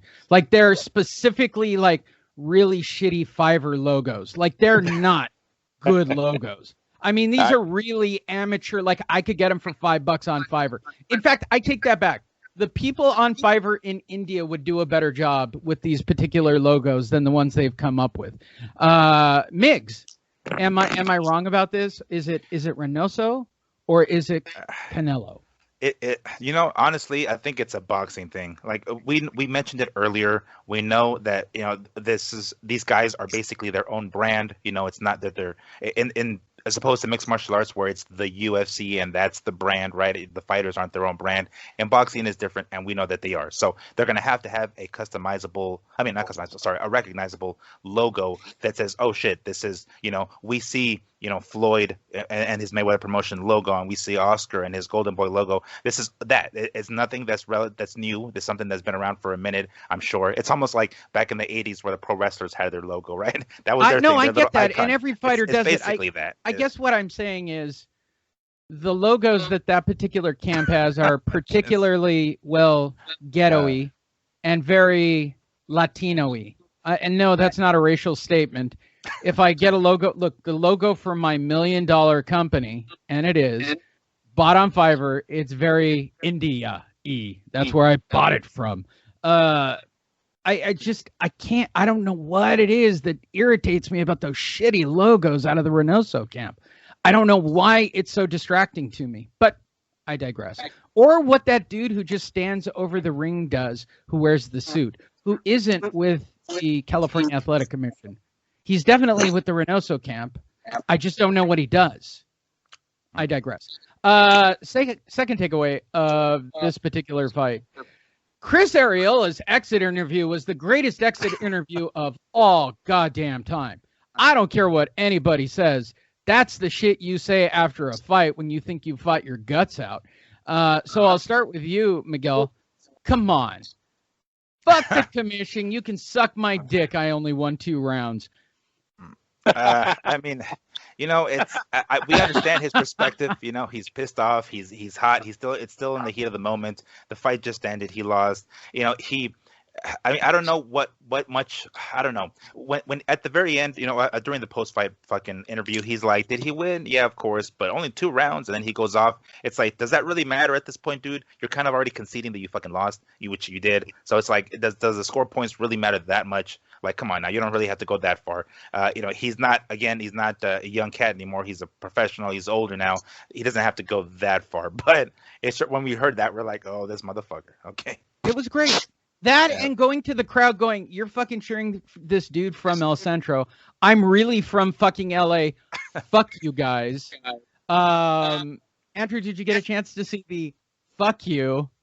No. Suck my dick. Sounds like. Live. He said it live. Quoting Dr. Dre, I believe he said. Oh my God, it was glorious. He said, he say on Dr. Dre? Oh, he quoted. He's like to quote, or did he say? I think he was to quote Dr. Dre, and then he said, suck my dick and whatever. Yeah, it was great. It was fucking great. Right there on a Fox pay-per-view. It was glorious. The third takeaway from this fight, the most interesting part of the fight. Miguel, do you know what the most interesting part of the fight was? The fight in the crowd. That's correct. Yes. Miguel, you managed to capture video of it where an entire section of people literally over Ariola's shoulder, basically in this shot, the one you see there to the left, all of them got into a fight for some reason. I don't know particularly what or where. What did the footage look like, Miguel? Did it look like an entire Pier 6 brawl? It looked like one. I know. You could see it on camera. You can see it. Yes, it literally looked like a one-sided ass whooping. It did look like a group of people beating up another group of people. Another group of people were basically just bringing up their hands, blocking the shots. They weren't throwing back really much. I mean, some of them did, but it just looked like a smaller group of people were getting their ass beat by the larger group of people. That's pretty much what it looked like. The LA crowd was beating up on the El Centro crowd. And that's like probably what it was. It looked like Dodger fans fucking up Padres fans or some shit. Yeah, like that. That's exactly what it was. Dodger fans fucking up Padres fans. That is a perfect explanation of that moment. And that wraps up our heavyweight extravaganza. I'm sure he's going to fight Deontay Wilder, and Deontay Wilder is going to knock his ass out in 1 round. You heard it here from Fight Net Radio. Everybody get ready for it. Which takes us to our PS moment of the day. It is the first of probably 2 or I guarantee at least 1 more show this week. That's right. Our favorite fighter to talk about, Saul Canelo Alvarez. takes on Billy Joe Saunders, my favorite fighter to talk about. A fight that started off at 4-1, sometimes ranged all the way to 5-1, has now moved back down to 3-1 because God bless you, English fans, and all you white racist fucks. You actually believe that Canelo Alvarez is going to lose to Billy Joe Saunders, so you bet up Billy Joe Saunders. Canelo, did I say that right?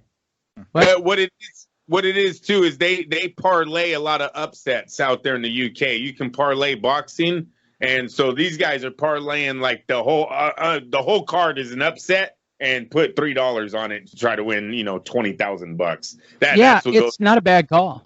Betfred and all those websites, but as it stands right now, started 3-1, went as far as 4-1. Currently, if you can believe this, it's now a 7-1 fight. God damn, man. Sal is minus 700. Billy Joe is hovering at a plus 450. You guys are betting the fuck out of Billy Joe, you savages. Plus 450. And Canelo's minus 700. Now, for those of you who don't understand what that means, you bet 100, you win 450 on Billy Joe. Now, you would think you should win 700. That's not how they make their money. Because minus 700 means you have to bet $700 to win $100. And I could quickly do the math on that, and that's it's a decent return on your money. It's 7% on your money, plus or minus, if I'm doing my math correct, which is still better than any banking institution on the planet. And I'm telling you, short of Canelo falling, getting into the ring, and going full, and breaking his neck on the stool, he's not going to lose to Billy Joe Saunders, period. I don't care. Eddie Hearn's in control of this fight. He's betting his money on Canelo, even though Billy Joe is his guy. In fact, it went so far this week, as Tyson Fury said, what the fuck, Eddie? I mean, you promote Billy Joe, but you're literally licking Alvarez's nuts. Literally what he said this week. So I'll start with you, Andrew. 7-1. 7-1. I mean, that's about right. 7-1. He's a 7-1 favorite. Go ahead. Your take. I know we'll do one after the weigh-in, probably around Friday or whatever, and do a final pick 'em bet 'em show. But starting in the week, Alvarez, Saunders. Anything to look for? Anything to watch? I know you're picking Alvarez. No sane human would say otherwise. But go ahead. Yeah, no, 7-1 sounds right. Billy Joe's an ex-champ. He's undefeated, so he deserves a little bit of respect. And him without a title probably makes this fight a minus 1,400 for Saul Alvarez. And the only reason why for me is because of the opposition that Billy Joe has faced. Yes, he's looked good against the guys that they put in front of him, but nothing is going to compare to what he sees Saturday night in Canelo. It's a different beast. The whole fight, the whole event is just different. Sanders has never been a part of it. We'll see if he lives up to it or not. My money is that he will not. No, I like 7-1. I like Canelo all the way on this fight. It should be a little bit more than just a regular sparring match. All right, Miguel Antonio Baragon. I mean, this does sound right. I did want to mention one thing in particular that, or I guess just to piggyback off of what Andrew was saying, if Saunders didn't have a title, it would be even more of a fucking landslide. But the fact that he does have a title and he is still undefeated, this sounds about right with the bets. I don't know how much more they're going to change between now and fight night. I don't know if they're going to put any more money on Saunders and kind of like sway it in their direction. But I don't see how. I really don't see how Saunders has a chance. He's going to have to. I mean, damn, he's going to have to fight the perfect fucking fight, which Lara tried, and he basically just backpedaled the entire fucking time and tried counter punching, and it just wasn't enough. I really don't see this fight actually going the distance. Honestly, I see Alvarez slowing Saunders down to the body and cornering him and taking him out late in the fight. I'm gonna say 9th, 10th round. So I see this. These odds do seem right to me, and Alvarez should come away with the victory. Andrew, does this merit a bonus show on Friday after the weigh-ins? Of course it does, Lee. You got to cover it's the Super Bowl, right? This is the only guy that gets makes a lot of noise right now. This is the biggest fight. So, yeah, I think we should come back Friday on the weigh-ins.